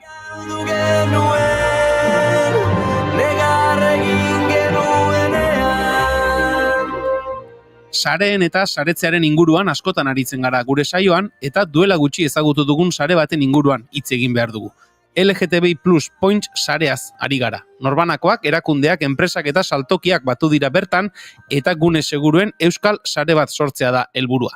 Erakunde eta elkarte ezberdinen elkarlanari esker ikusi du argia eta gaurkoan sustatzaile nagusietako baden Hortzadar LGTB elkarteko presidentea den Nagore Espinaguado dugu bigarren kafean sareari buruz hitz egiteko. Egunon eta ongi etorri Nagore. Kaixo, egunon. Zer moduz gara? Ondo. Ondo. Supera orain me bai arrotasuna eta holan prestatzen beraz, bagauz milaka proiektuekin aurrean. Ederki, estimatzen dizu, guretzako tartetxo bat egin izana. Nagore, berehala hasiko gara LGTBI Plus Points sarea zizketan, baina saio honetan gonbidatu guztiei, elkarrezketen hasieran pare bat galdera egiten dizkiegu, eta hori galdera horiek oiurik egingo dizkizu. Bueno, nik bi galdera egingo ditut, eta zuk aukeratu bietako zein erantzun.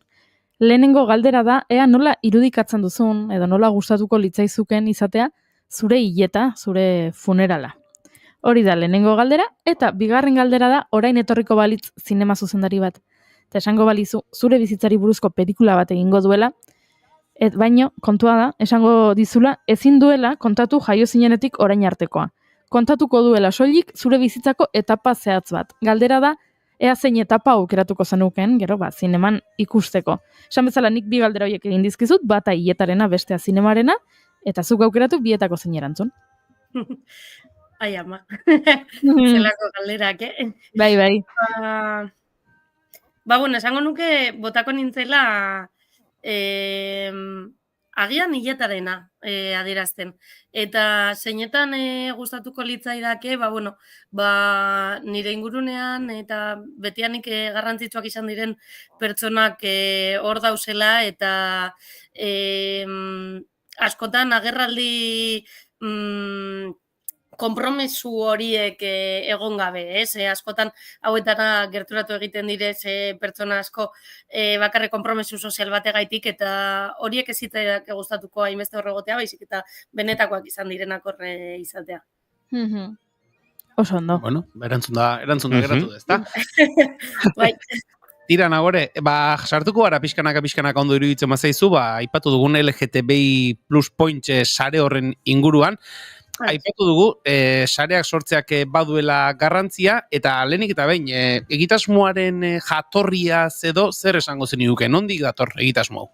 Berez, hainbat enpresekin eta holan lan egin nahi genuen bere momentuan, eta egia da apur bat, guk sare hori nahi genuela apur bat jarraitu, eta lokal ezberdinetara eta gun ezberdinetara zabaldu nahi genuen, baina batzuetan ere zaila egiten zitzaigun zeinetan askotan agian enpresa batzuei igual larregi eskatzen genien, o denda txikitsu batzuei, orduan, sare honi bueltatxo bat eman zitzaion, mundu guztiarentzat eta jendearentzat erraza izatea sare honen parte izatea.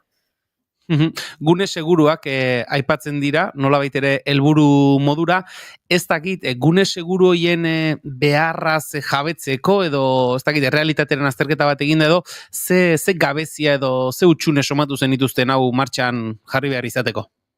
Guretzat azkenean garrantzitsua da ere, hauek konpromisu bat izatea, zer ikusi egin dugu, askotan ez dagoela, berez denda asko edo tal, ez dauzela, orain arte ez direla egon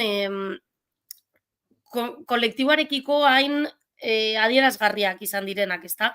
Orduan, honekin batera, lan egin dugu, eta igual, kontzientzazioaz aparte, igual, gehiago da formakuntza edo ez dutela jakin zelan igual jorratu gai hauek.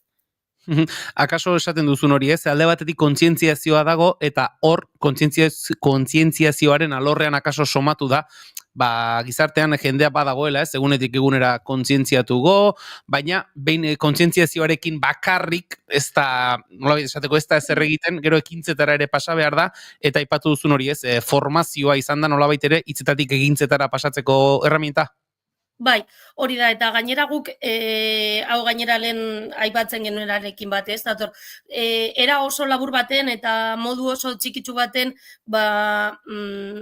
elkartu nahi gara, eta, bidali nahi dizkiegu pertsona hauei, ez dakit, instrukzio txikitsu batzuk, askotan, agian denda batentzat, igual herri txikitsu baten denda batentzat, larsaia da bere denboratik ordu bat, bi edo hiru hartzea, formakuntza bat hartzeko eta puntu bat izateko, ezta?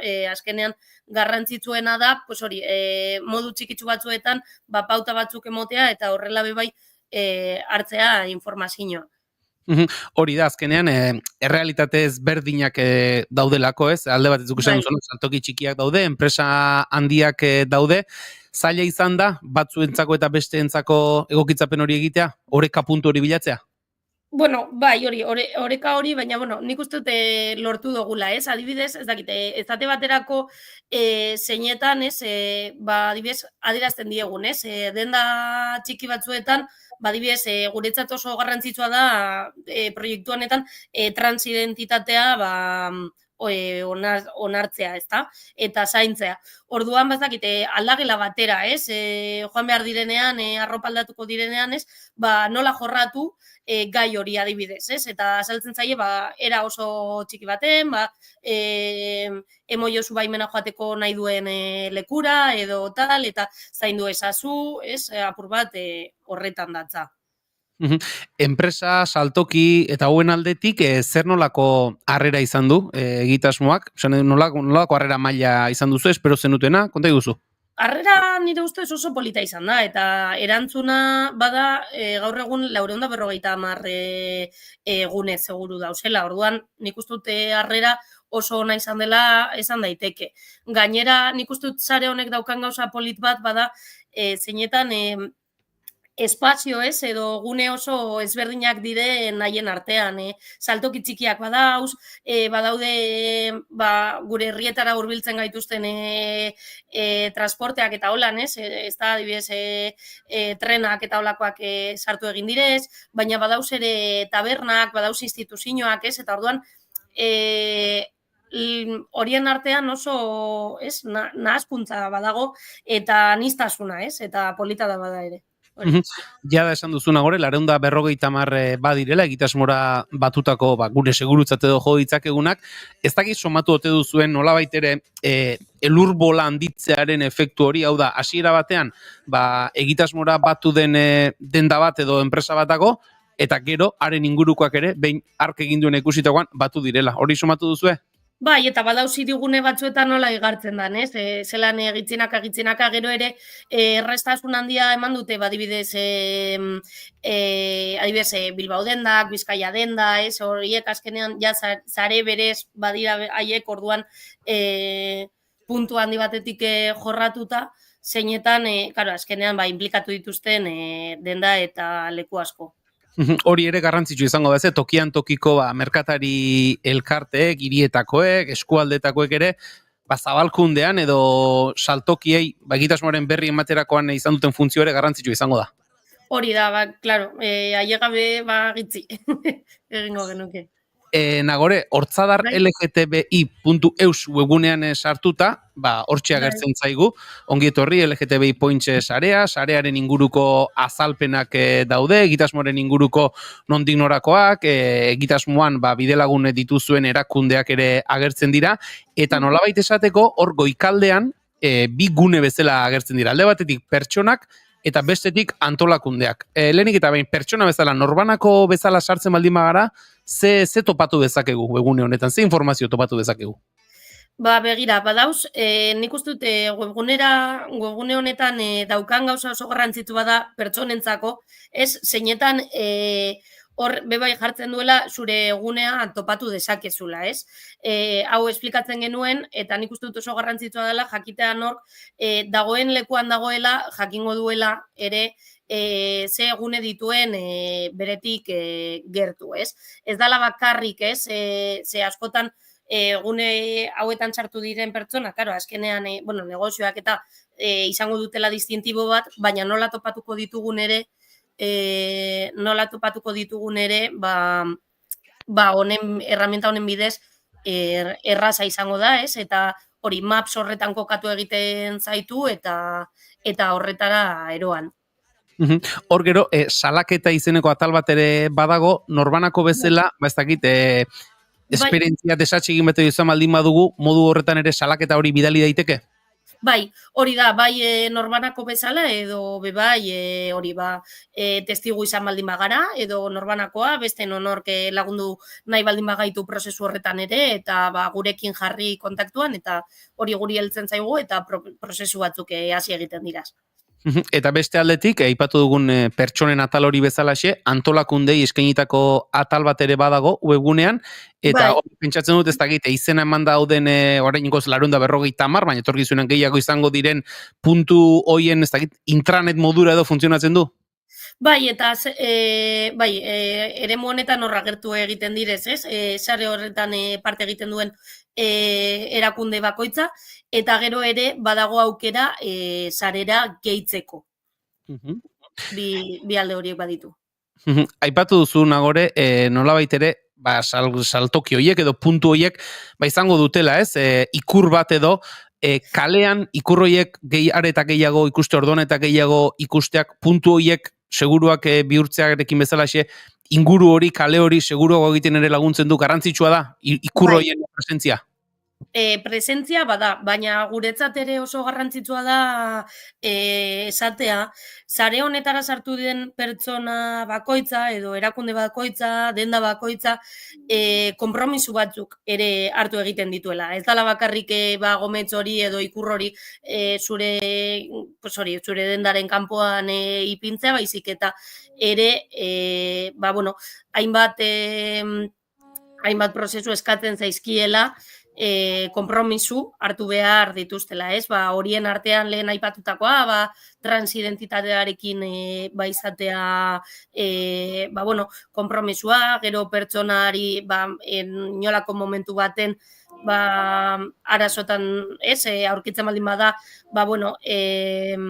lasaitasuna emotea pertsona horri, baita ere LGBTI gune segurua ikustaraztea, eta baita ere data esanguratzuan, hau da, ekainako 28 ingurune horretan, zeo zer egitea, errebindikatzea, ez dakit bandera bat jartzea, edo ekimen bat egitea, hor lekuak baden arabera, berrak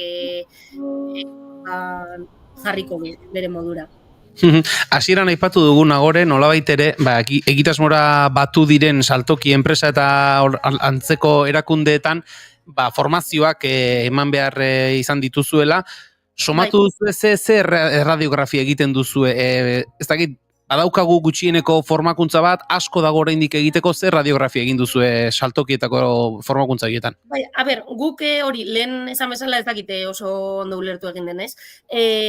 Guk hori, formakuntza luze bat egin beharrean eta behartzea pertsona askori leku batera hurbiltzea, egingo duguna da olako bideo oso laburtzu batzuk esplikatuz, ez dakit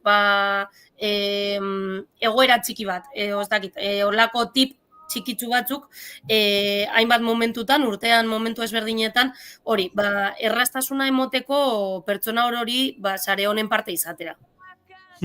Eta, badakigu egitasmoaren nolabait ere oraindik ere hastapenak edo lehendabiziko urratsak ematen, jada 450 atxikipen aipatu ditugu, gehiago ere izango dira denbora gutxian. Jaso duzue, egitasmora batu diren saltoki eta enpresa horien aldetik lehendabiziko feedback edo, gauza nola doararen lehendabiziko ondoriorik edo ateratzeko modurik izan duzue? Bueno, hori, azkenean momentu honetan gauzo indino, pertsona hauei ez, hori, distintiboak eta holan entregatzen puntu horietan, baina, egiazan jendeari nik uste dut, behintzat zertxo bait interesa somatzen diola horrek, eta hainbat lekuetan esplikatu egin dugu, zer dan sarea, gertukoak izan diren hainbat lekutan ibili garelako, eta hor gero jendeak galdetu egiten dago. Aipatu duzu, elkarrezketaren hasieran ere, buru belarri zabiltzatela 1000 gauzekin, ekainaren 28 hori ere aipatu duzu, arrotasunaren egunaren buelta horretan, bitare esan duzu, gustatuko litzaizuke edo, nahiko zenuketela behintzat, ekimenera atxikituta dauden saltokiek eta zerbait egitea egun horri bueltan, zentzu horretan zerbait osotasunean edo erakunde modura antolatzen ari zarete edo bakoitzari utziko diozue beraiek nahi duten zerbait hori egiten? Bakoitzak berea egingo dago, eta hori da gainera eremu bakoitzaren eta puntu bakoitzaren konpromisua. Bakoitzak errebindikatzea, eta, karo, baina guk azkenean hori elkarte moduan ere ezin diegu behartu gure modura, o nahiko genuke modura errebindikatzea, ze azkenean leku bakoitzaren realitatea superrezberdina da, orduan ulertu behar da bakoitzak egitea alduen bezala. Baina garrantzituena da, zeo zer egitea. Aurrera begira, pentsatzen dut, lehendabiziko urratxo hauek sendoak eta oinarri sendo bat ezartze izango dela asmoa, sarea zabaltzen joate izango dela erronka, aurrera begira, zein dira? Hauetaz aparte badago beste erronka nagusirik? Bueno, nik uste dute hori, kontzientzia sinoa, ez, eta gure kaleak, gero eta seguruak izatea, ez? Eta azkenean horrelako erramientak ateratzen ditugu, baina berez ideala zan horrelakoak ez sortu beharra. Azkenean errealitatea bada oindala gitzi atera egin ziren, berdinduko datuak eta holan zeinetan LGBTI kolektiboa badala bigarren kolektiboa gehien izunak adierazten dituena. Orduan erantzuna ere larria bada. Zalantzari gabe, beraz, esan dugun moduan, hortzadar lgtbi.eus webgunean sartuta, LGTBI Points sarearen inguruko informazioa, funtzionamenduaren inguruko nondik norako guztiak, kontsultatzeko aukera izango duzue, eta gure aldetik, Nagoreri, eskerrona ematea besterik ez, Nagore Espin, hortzadar LGTB elkarteko presidentea, eskerrik asko, bigarren kafera hurbildu, eta egitasmoaren nondik norakoak azaltzeagatik. Bai, mi esker. Agur. Amatxiren etxean ez dut toki bera Mendebaletik kanpo notizietan edo eriaren altzoa Zenbat okupatzen du 11:25 minutu, hori da okupatzen duen orain arte bigarren kafeak, baina beste 35 minutu ere baditugu eguerdiko 12etarako tarte hori betetzeko, asetzeko eta zuekin, kafearen azken arrastuak gozatzeko laizer gurean izango dugu Kote Kamatxo, eta hementxe daukagun Txillardegi eta Montzon Bergaran komikien murgilduko gara berarekin. Ez da gizue? Zer derra den? Venga, usten dizuet, eramaten etxera. Bai. Nik irakurri dut. Bukatu duzu. Bai, oso azkar eta oso errez irakurtzen da. Gero bueltan nahi dut segia da. Komikiak irakurri azkar irakurtzen dira, baina marrazkien xehetasun eta nabardura guztietan denbora gehiago pasa behar da, eta utziko dizuet, baina bueltarekin, Bale, nahi bat egin dezakegu. Zenik hemen, eskaini diezazkizuket. Pentsa, ni hemen esaten ez, utziko dizuen nere alea, baino gehiago ekarri ditu Kote Kamatxok. Beraz, bakoitzak zuena izan dezakezue, ze esaten ari nintzen bezala, irakurtzen da askar, baina gerora komikiak behar du buelta eta buelta hemen xehetasun eta trazo asko daudelako, eta oie guztia gozatu behar direlako. Barkatu Goiuri, bai, Turekia jaztugu egingo, baina zure eskutan duzun libururen bat nik gustora irakurriko dut. Adibidez, Zubeldia Magrinaren kontra, poesia liburua daukagu hemen, Oier Ginanen Aztitza, ganbila, badakizue bilduma honetan antzerkia testuz jasotzen dugula, badaukagu Zorretan, Agurtzane Intxaurraga, ikateatroak, idatzitako 2 testu, hitzak eta Zorretan ditugu hemen, edo munduko poesia kaierakeko Oskar Milos eta Frank Ojara. Nik hemen dauzkat, liburu pila bat, Labetik atera berriak, eta... Zein gustatuko zait gehiago? Nik badaukat bat ja begiz jota hor. Zuk daukazu begiz jota zalantzarik gabe, koktelak edaten zituen idazlearen, ez Franco Jara. Bai. Banekien, hori okeratu. Utziko dira zuen ematen? Lehenengo nik irakurriko dut. Haizu, beste bost dauzkazu aukeran. Baina esken nik estrenatu nahi dut. Hau da, plater bat ateratzen dizutena bezala, kroketa bat emango dizut noski, baina lehenengo kroketa.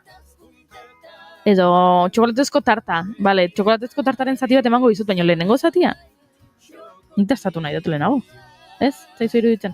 Nik uste dut, Beñatxara Solari aitortu behar diogula, hemen bigarren kafean jaso dugula bere lana, eta Goiuri eta biok gabiltzala, nork liburua estrenatuko duen eztabaidatzen. Ez dago eztabaidarek, nik estrenatuko dut. Gero utzi egingo dizut liburua. Baina estrenatu nik estrenatuko dut. Utzi egingo dizut, Gero utzi egingo dizut. Berea da. Aizue, gauza ederra da postaria bigarren kafera iritsi, hemen zuzenean gaudela, gaina postariak badakizartan ari garen, isil-isilik sartzen da, ekartzen dizkigu liburuak, eta unboxing hauek egitea zuzenean gauza ederra da. Bire batez, Beñatxara Sola 1000. Saiorako gonbidatuen zerrandan daukagu, Goiuri. Bai, gonbidatu duzu. Oraindik ez ziren bora mandenerako. Oraintxe bidaliko diogu, ekaineran 12 Txillidalekun izango dugun saio hortarako gonbidapena.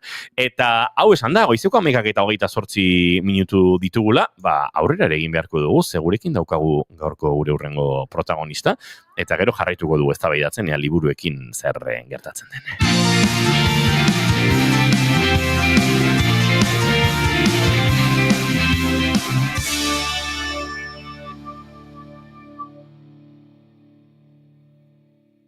Bigarrenak ez direlako beti okerragoak, bigarren kafea.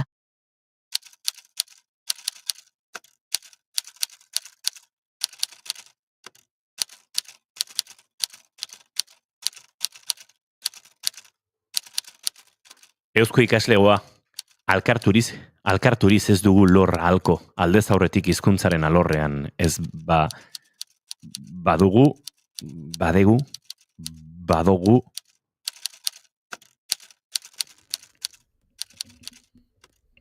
erderaz jarraituko dugu. Eta listo.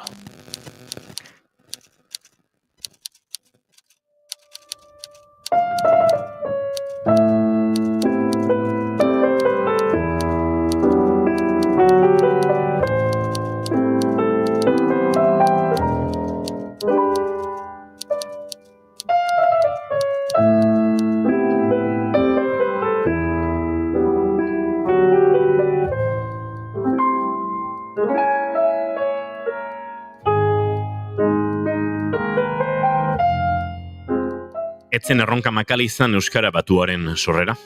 Ondo borrokatu zuen Jose Luis Álvarez enparantza Txillardegik. Baina gian borroka hura bezain gogorra da egun Txillardegiren inguruko proiektu oro. Neka ezin behar du sortzaileak eta neka ezina da Kote Kamatxo bera.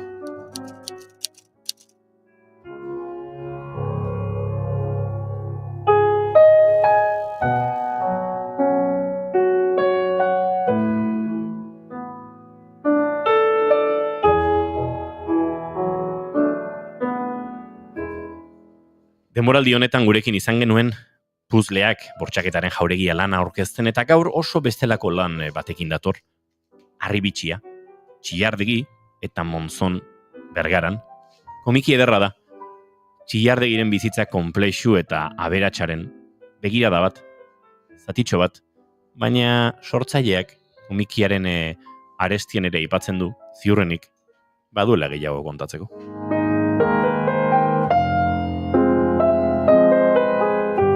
Kote Kamatxo, egunon eta ongi etorri. Berriro bigarren kafera. Egunon. Poza eman dit, hasiratik jakitea, eskuartean nuena, etzela ziurrenik izango, Txillardegiren inguruan eta komiki formatuan irakurriko nuen azkena. Zeutzi duzu, horre nolabaite airean, bueno, beste idea honi helduko diote aurrerago. Baina eskuartean daukagun honi heldu beharko diogu Txillardegi eta Monzon Bergaran. Eta Bergarak hemen badu pixu bat, hasieran bazirudiena nolabait inposatua edo behartua, horrela behartuen izan, baina bapatean konturatu zinen Bergarak ikarrarezko pixua zuela Txillardegiren bidean, eta Monzonekin elkartzen zela hor gutun elkartruk ezin interesgarriago bat. Bai, hala izan zen. Batzutan sorkuntza mugatzea, batzutan izaten da horrela, zerbaitera mugatzeak, sormena areagotzen dizu, eta egia esan nahiko zaila egin zitzaidan hasieran ez nekilako nondik heldu Bergaran kokatzeko historia, baina, azkenean, esan dezu bezala topatu nituen Txillardegi eta Monzonen arteko gutun trukaketa, eta, zoragarria eritu zitzaidan oso material ona gainera, ja ezan elkarrizketa ez, bien arteko elkarrizketa zuzena, historia sortzeko eta gatazka bizi, hoi bea historia bat zan. Horre, aipatu dut, bazegoela komikiaren bekak berak, geuretik sortuak bekak nolabaite, bekaren oinarrietan edo esaten zuelez, baldintza, Bergara agertu behar zena nonbaitetik, eta zu hasi zinen ikertzen, Bergarara jo eta hemen zer topa dezakedan, hortik agertu zirela, nolabait. Bai, hasieran, claro, nire asmoa nun, eta hau indikan daukat, egin beharreko asmoa da, Txillardegi eta bere garaikoen gaztaroa. Iruditzen zait hori oso kontatu beharrekoa dela, batez ere galtzen ari garen relatoren gerra honetan. Eta hori nola eta sortu zuten, zertarako, ze garaitan, zelako ausardiarekin, eta guzti hori, iruditzen zait egiteko, miresteko, historia bat. Eta hori da, hoa indikan egin nahi dudana, zeren, claro, Bergara Txillardegiren bizitzan, saltzen da beranduago, ja ez da gaztea delarik. Hala ere, bi horri sartu ditut gaztaroan, baina gero ja Bergara jartzen dut hor mugan, eta bueno, naiz eta erbestean dauden, Bergara joan aurretik, Txiardegi dago batez ere Bruselan eta Monzon, bueno, leku askotan, baina kokatzen dut hor Don Ibane Loitzunen zuen Mendeberri etxean. Horre, aipatu duzu badagoela, Monzonekin elkarrizketa bat, gutun trukaketa hori nolabait eraman duzu elkarrizketara, eta esan horrelakoak esaten dira. Bestalde marxismoaren suak harrapatu du gazteria, eta nire kezka zera da, klase dinamika ezote zaion orain nagusituko abertzale dinamikari, ni oso beldur naiz, edo marxista askori hizkuntza superestruktura iruditzen zaie, eta beraz, errevoluzioak hankaz gora bota behar du. Nueva izquierda revolucionaria baskaren zatitxo bateri ikusten da, zure marrazketa fin horretan, la lengua es una superestructura a eliminar, eta horrelakoak.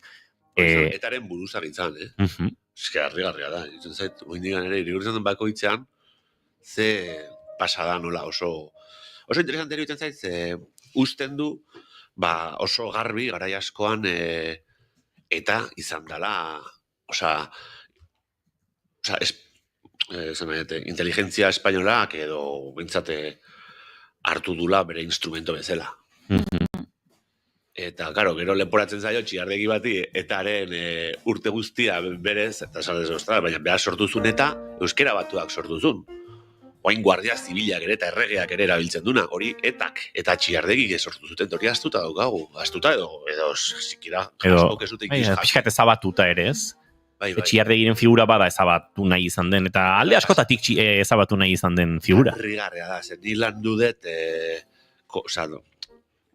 dokumentala egin nahi izan dut, eta flipatu dut.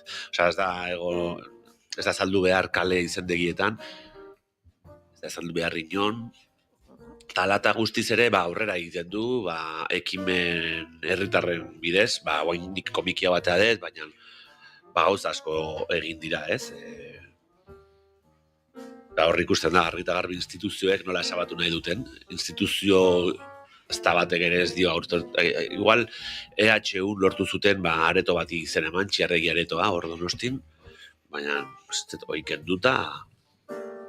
Eta hor borroka gogorra eraman dute, tartean Fito Rodríguez idazleare, hemen behin baino gehiagotan izan dugu, eta Txiardegiren inguruan aritzen, Txiardegi liburutegia herri ekimenak taldeko presidentea, eta hemen liburuan ere errekonozimendua, berkatu zure komikian errekonozimendua idatzi duena, eta antxe berak ere aipatzen du ez, zaila izaten ari den borroka hori, eta askotan Donostian liburutegi hori arrazoi estralinguistikoengatik nola ukatzen zaion, naiz eta eskaera ugari eta kualifikatuak egin dituzten, egungo erakunde politikoek ez dutela nahi. Aipatu dut, Txiardegi borrokalari bat izan zela eta borroka asko gozatu zituela, baina zuk ere badiar duzu tarteka horrelako borroketan, ez? Aurreko proiektua ere aipatu dut, ez? Puzleak bada jende askok edo erakunde batzuk eta nahiko ez luketen lana eta kaleratu, osatu, nazioarteko jaialdietan bueltaka jarri, Txiardegi ere badirudi badela figura ezer oso xamar bat, egungo gure Euskal Herria honetan, eta dokumental lanak, oraindik egingo dituzunak, komikiak, badaukazu hor ere, pixkate borrokan aritzeko, ez dakit, joera hori ez? Bueno, esan barret igual, eragin didala Txiardegi beak, ikustea, eta bere semea Mikel Alvarezek HT-rekin, eta hori, zelako grina borrokarako, eta aldi berean, barne kezkak, baina ez gatazka kanpoan gelditzen da. Ez oso garbi zituen Txiardegi gauzak, eta ikusten dut bea gatazka, baina bere ingurukoekin. Eta ikusten dut jende asko daukala gatazka barruan, zerbait nahiko lukela, baina ez du aurrera egiten horrekin. Eta hori iruditzen zait, ematen du, ez da ikusten gatazka, askotan esaten zaio Txiardegi gatazkatxua dela, o lo que sea, baina... Claro, beste ingurukoek ere eragin diote gatazka. Eta... Zagit. Eta jarrera guzti horrek, nik uste eragin didala, bai Kote Kabezudoren kasuarekin ere bai, ikustea nola, ze adibidez komiki honetan, bueno, labur biltzen da gutun trupak eta horretan, baina dia 10 urte Monzon eta Txiardegin artean. Erakurri dezun lehenengoa bildur naiz, ikusten da, euskera eta guzti aldatzen doa. Bai. Batu aldera juten da. Lehenengo, irakurri dugune eusko ikaslegoa alkarturik ez du lora alko, 1948an. Hoi lehenagokoa da, baina esaten dut, Monzoni esaten dion lehenengo gauza, bildur naiz. Marxismoaren zuak harrapatu du gazteria, eta hau 77koa da. Hoi da, eta bukatzen du elkarrizketa hori 10 urte beran dugu. Gutun trukaketa horretan. Eta ikusten da ziratik nola dago, beha bakarrik gai horrekin.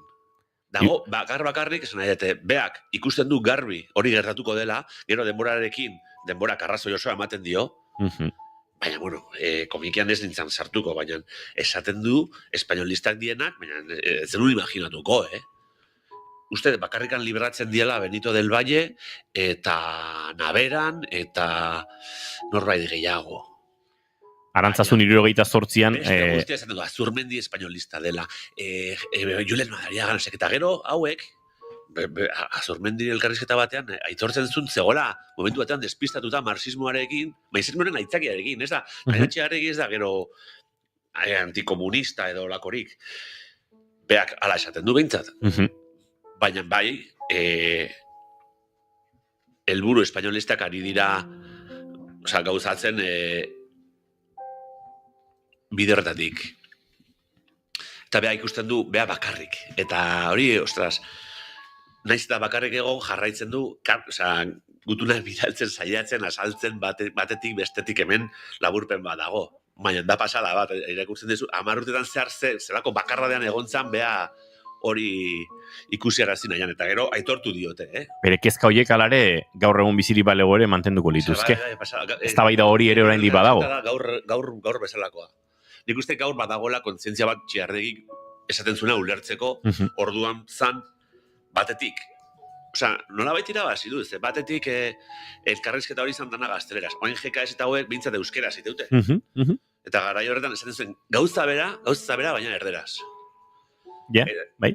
Bai, eta gero aparte, bueno, Txiardegi idazten duen momentuan, marxismoa etzan zerbait marginala. Osea, Frankoren garaian zan, zeun sartuta teoria marxista, teoria. Leku guztitan, eta horri aurre egitea, ez da gaur egun bezala. Kontra egitea, ez dakit, lau gazteri, edo mugimendu, bazterreko mugimendu bati. Zegon, leheno, beha aritzen denean, eta horre esaten da baita ere, zelako jazarpena jasotzen duen, 77an etatik dimisioa mantzulako horregatik, oindikan eta, esan beharra, baita ere, ekintzarik etzuela egin, ekintza armaturik, bere ekintzak orduan izan zian, ikurriña jarri buen pas hartzaionean, olako gauzak, baina etari, dimisioa emateagatik marxismoaren kontuak ditu, esaten dute, hartzen dute saldukeriatzat, agukeriatzat, antimarxismo merketzat, desbideak eta burges eta eskuindartzat, eta abarrez. Gaur egun berdina. Gaur egun iguala. Hizkuntza gaire itzulita hor, Baionako biltzarraren erabakiak 74an finkatzen dira. Egia esan, bada nolabait euskara batuaren sorrera ulertzeko ere erraminta oso ederra, ez? Gaur egungo gazteriak beste modu batera ulerlezak ez gertatu zen urte hauetan. Ikustiz ezberdina ulertzen nun sakonda horretik. Hori da.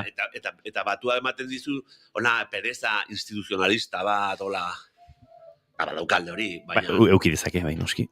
Baina, bai, 74an Baionako biltzarraren erabaki horiek labur biltzen dira hemen, dokumentu hori nolabait birrosatu duzu komikiaren estetikan, eta gerora gertatzen da, Bergaran 77an berriz ere eztabaidan ari direnean, uste 77an dela, oraintxe dantzan nabil, nola jakin aldizkariak aipatzen duen, ez hau 78an Arantzazun, jakinek esaten duen guk aspaldi jarraitzen dugu, Baionako batasunaren bidea. Hau sartu dut hemen, esalde guztiak dira benetazkoa. Hau da Intxausti. Eta nik hau irakurri nuen, ez dakit noiz, baina, ez gara horretan, karo. Dago gaur egun, bizirik zegoenean, esan dako zerbait, igual ulertzen dut bai. Edo 2012tik aurrera esango nuke. Baina, sartu dute hor, baina danak dira esaldi... Egiezkoak?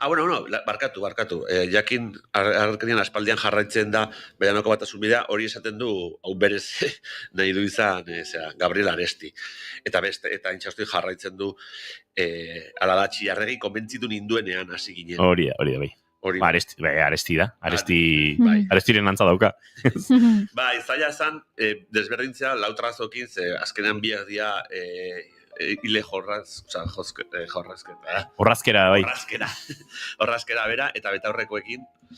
Baina, Txiardegiri jarri nion txakurra ondoan beti, eta badakigu, txakurra ondoan daukanan, beha dela. Hori esan zian Mikel Alvarez. Topatu nun behin, bidegorri, horre, badaunustin, intxaurrondun, eta esan nion, nekizton lotxa maten zian. Inan horretik, imaginatu, inbardezu komikia, Monzón, dala olako pixu bat, baina, bentsat ez daka familia, ez dira zerretuko nenekin. Baina Txiardegiren semeak, gero ikusiko dituz, pentsatuko dute, gustatuko zaie, da, hori egiten dindu, ostras. Eta ikusi nun, eta nolabait, esan barnion, ari nintzela, zure aitari buruzko komikia egiten, baina, klaro, nolabait nintzen baimena eskatzen, ezakit. Ja. Zeona. Eta esan nion, eta gailitu izan horre, pentsakor, eta esan zian, sartu txakurra. Hoi esan zian. Ze ona, Eta sartu barre txakurra. Noski. Osa, kontratuaren parte. Eta, karo, gero kuadratzen zian pile bat, zendik nahi nun, hau deitzen da estiloa, linea clara, komik franco-belga, BD, osa, tipo Tintin. Tipo Tintin. Tintin, baina antikolonialista. Tintin zan kolonialista.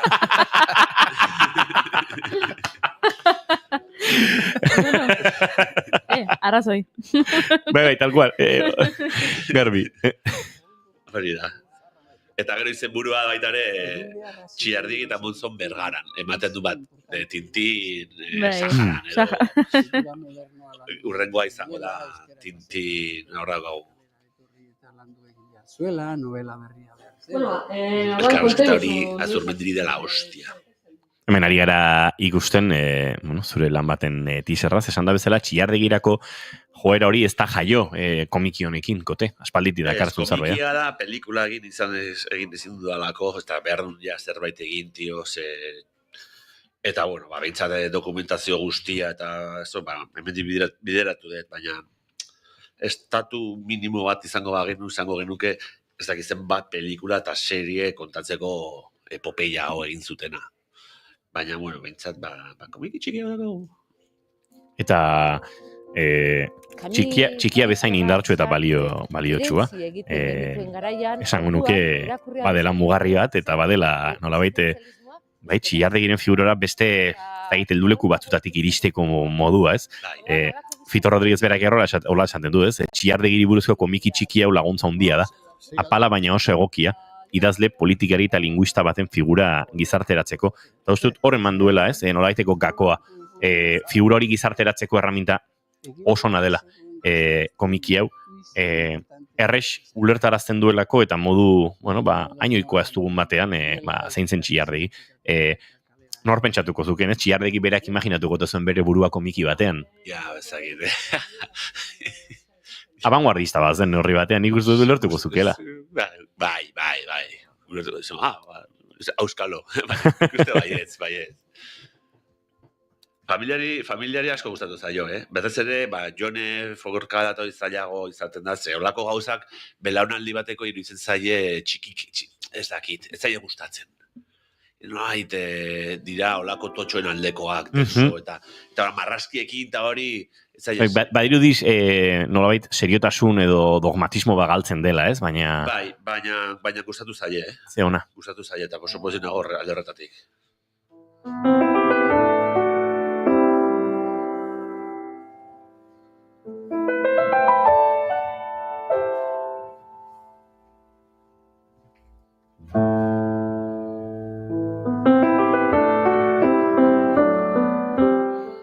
Mikel Aspirozen piano aukeratu dugu entrevista hau girotzeko, bueno, hemen azalean bertan, eta atzo gure sare sozialetan ere, beste piano horren gainean jarrita, ikusten delako, ez? Txillardegi bat pianoaren parean. Badakite Kote Kamatxok baduela bere eskuartean inoiz egingo duen pelikula bat, edo inoiz egingo duen lan ikusentzunezko luzeago bat, eta aitortu behar dizut, Txillardegiren akordeoia nik daukadala. Ez ez ekarri. Ez ekarri, baina behar duzun momentuan zure eskutara eta akordoi hori behar bezala joko duen norbaiten eskutara. Pianozko akordoi bat da, eta nik pianoa jotzen dudan arren, botoietako akordoia jo izan du txikitati, beraz ez zait normalean beste akordoia erabiltzen dut, baina gure kontzertuetan, postal kolekzionisten kontzertuetan Txillardegiren akordoiarekin jotzen dugu. Eta Txillardegiren akordoia zan? Bai. Eta ze da horren historia. Gero kontatuko dizut historia ze luzea da. Ze polita. Noiz bait kontatu duzu irratian? Historia hasten da, azterketa bat kopiatzen ari nintzen, batxillergo bat egiten Tolosako Laskoren ikastolan. Hor hasten da historia, baina... Ostras! Nola bukatzen den? Aha! Bai.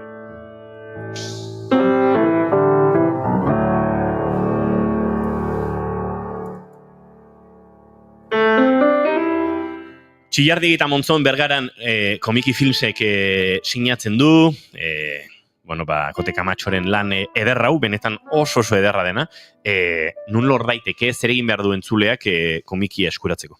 5 euroan dago salgai, eta denda askotan dago, elkarrek ere hartu du, eta nik uste nahiko errastapatu daitekela, baitare DDT banaketak, Bilbon, banaketak online egiten dituzte, eta Komiki Filmsek ere bai, Komiki Films ni naiz, nire ekoiztetxea baitare guain komikia argitaldaria dela. Eta, hoize, 5 euroan, eta ointxe berrik egin dut Korreoseko, barkatu, hola, iso! Telefonoa hasi da sonatzen, lasai? Oraintxe egin duzu? Bidaltzeko Korreosen txartel bat, editore bezala, daukazu deskontu bat, eta gero ez dezu kola egin behar. Ara? Eta erositut sobre batzuk enkajatzen dula perfecto, eta beraz, 50 zentimokin bidalketa egiten dut. Ostras, ze ona. Beraz, zuzenean Komiki Filmsekin edo Kote Kamatxorekin harremanetan jartzen denak ere. komikifilms@gmail.com eskatu 5 euroan Txillardegi eta Montzon Bergaran. Eta gozatu lan honekin. Amaitu horretik, aipatzen duzu, esan da bezala, komiki bat osatzeko beste historio bat ere bazenuela buruan, egingo duzula. Emaitza ikusita indarrez, gogoz edo nolabait lehenbailen heltzeko edo epe hartainerako proiektua da. Inoiz ez dakit. Oso zaila egiten zait kalkulatzea lanak. Hau bera oso, eta bain beste gauzak ditut, nahiko atzeatutan abildu lan batzuekin, eta ulertuko esun bezala, komikiak ez diten bat bizitzeko. Nuna izantzen dago. Ostras, txadiko el telefonoa. Lasai, telefonoa itzalita, komikek ez dute ematen bizitzeko, zalantzarik ezkenuen, bizipoza ematen dute, sortzen duenari eta irakurtzen duenari. Igual badakizu diskaak eta hori saltzeko, baina niko berria da. Baina film laburrekin zoaz eskutxik, bueltatzen zara eskutxik, eta komikiarekin zoaz motxila kargatuta komikikin aurkestera, eta... Ja, ze gauza ona. Eta, autografo marraskeekin egiten dut, eta, batzu saltzen duzut, bueltako dirua, kasu zerbait ordaintzeko bidaia bintzat, eta, ez dakit oso polita, jendearekin gertutasun hori asko gustatzen zait. Aizu, uste dut, Mikel Aspirozen islaken doinobekin egingo dugu eguerdik, 12 bidea, baina agurtzen dugun bitartean, akaso Kote Kamatxok ale bat, gure 3 aletako bat sinatu, eta gure entzulen artean zozkatuko dugula. Uste dut, goza ederra dela eta estimatuko dutela. Kote Kamatxo, mila esker, aitzakiak topatuko ditugu, bigarren kafeak hartzen jarraitzeko, eta behon dizula, lan ederra egin duzula. Bi ideia, por cierto, bat komikirako, buen berri bat sortu zait, bat da Txillardegi gaztea eta bestea Txillardegiren akordeoia, baina nurri buruzteko dugu. Nik izen buru hori badaukat beste proiektu baterako, akaso proiektu duala egin behar dugu. Ostras, bueno. Ui, ama... Hirugarren kafea beharko dugu. Mila esker, Kote, zaindu asko. Aio.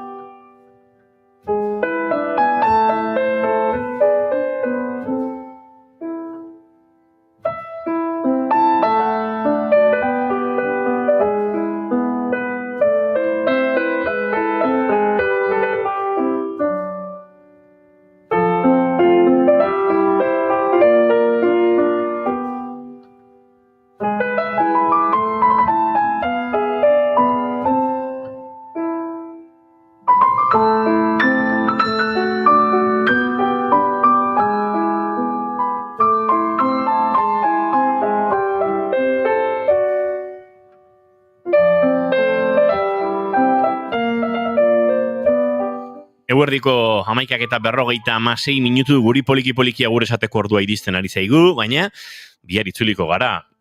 Josune Belez de Mendizabalek aurreratu digu, ariko garela berarekin hizketan, Zerreta Inazio Aldekoa idazleari buruz. Sarako leizeetan murgiltzeko aukerari izango dugu bihar, benetan proposamen ezin ederragoan. Doinuetatik aratago ekarriko digu Gartxotun zain letonak, eta Sara Azurza izango dugu, gurekin hemen bigarren kafean, eta uste dut gainera entzuleok, egokituko zaidala, gure piano zaharrean, ofber zaharrean, Sara Azurza berriz ere laguntzea, aurreko batean ere egin genuen, eta, lagun zaharrekin gustora egiten da hori. Kontatutakoa, zela, Julen Goikoetxe Orbegozo, datorren aste arte. Ondo ibili. Goiuri zeizaran diazu bihar arte. Eta entzuleok zuek plazer baduzue bihar goizeko 11:05 hemen izango gara zuekin bigarren kafea hartzeko. Orain informazioaren txanda, naiz irratian ondo izan, bihar arte.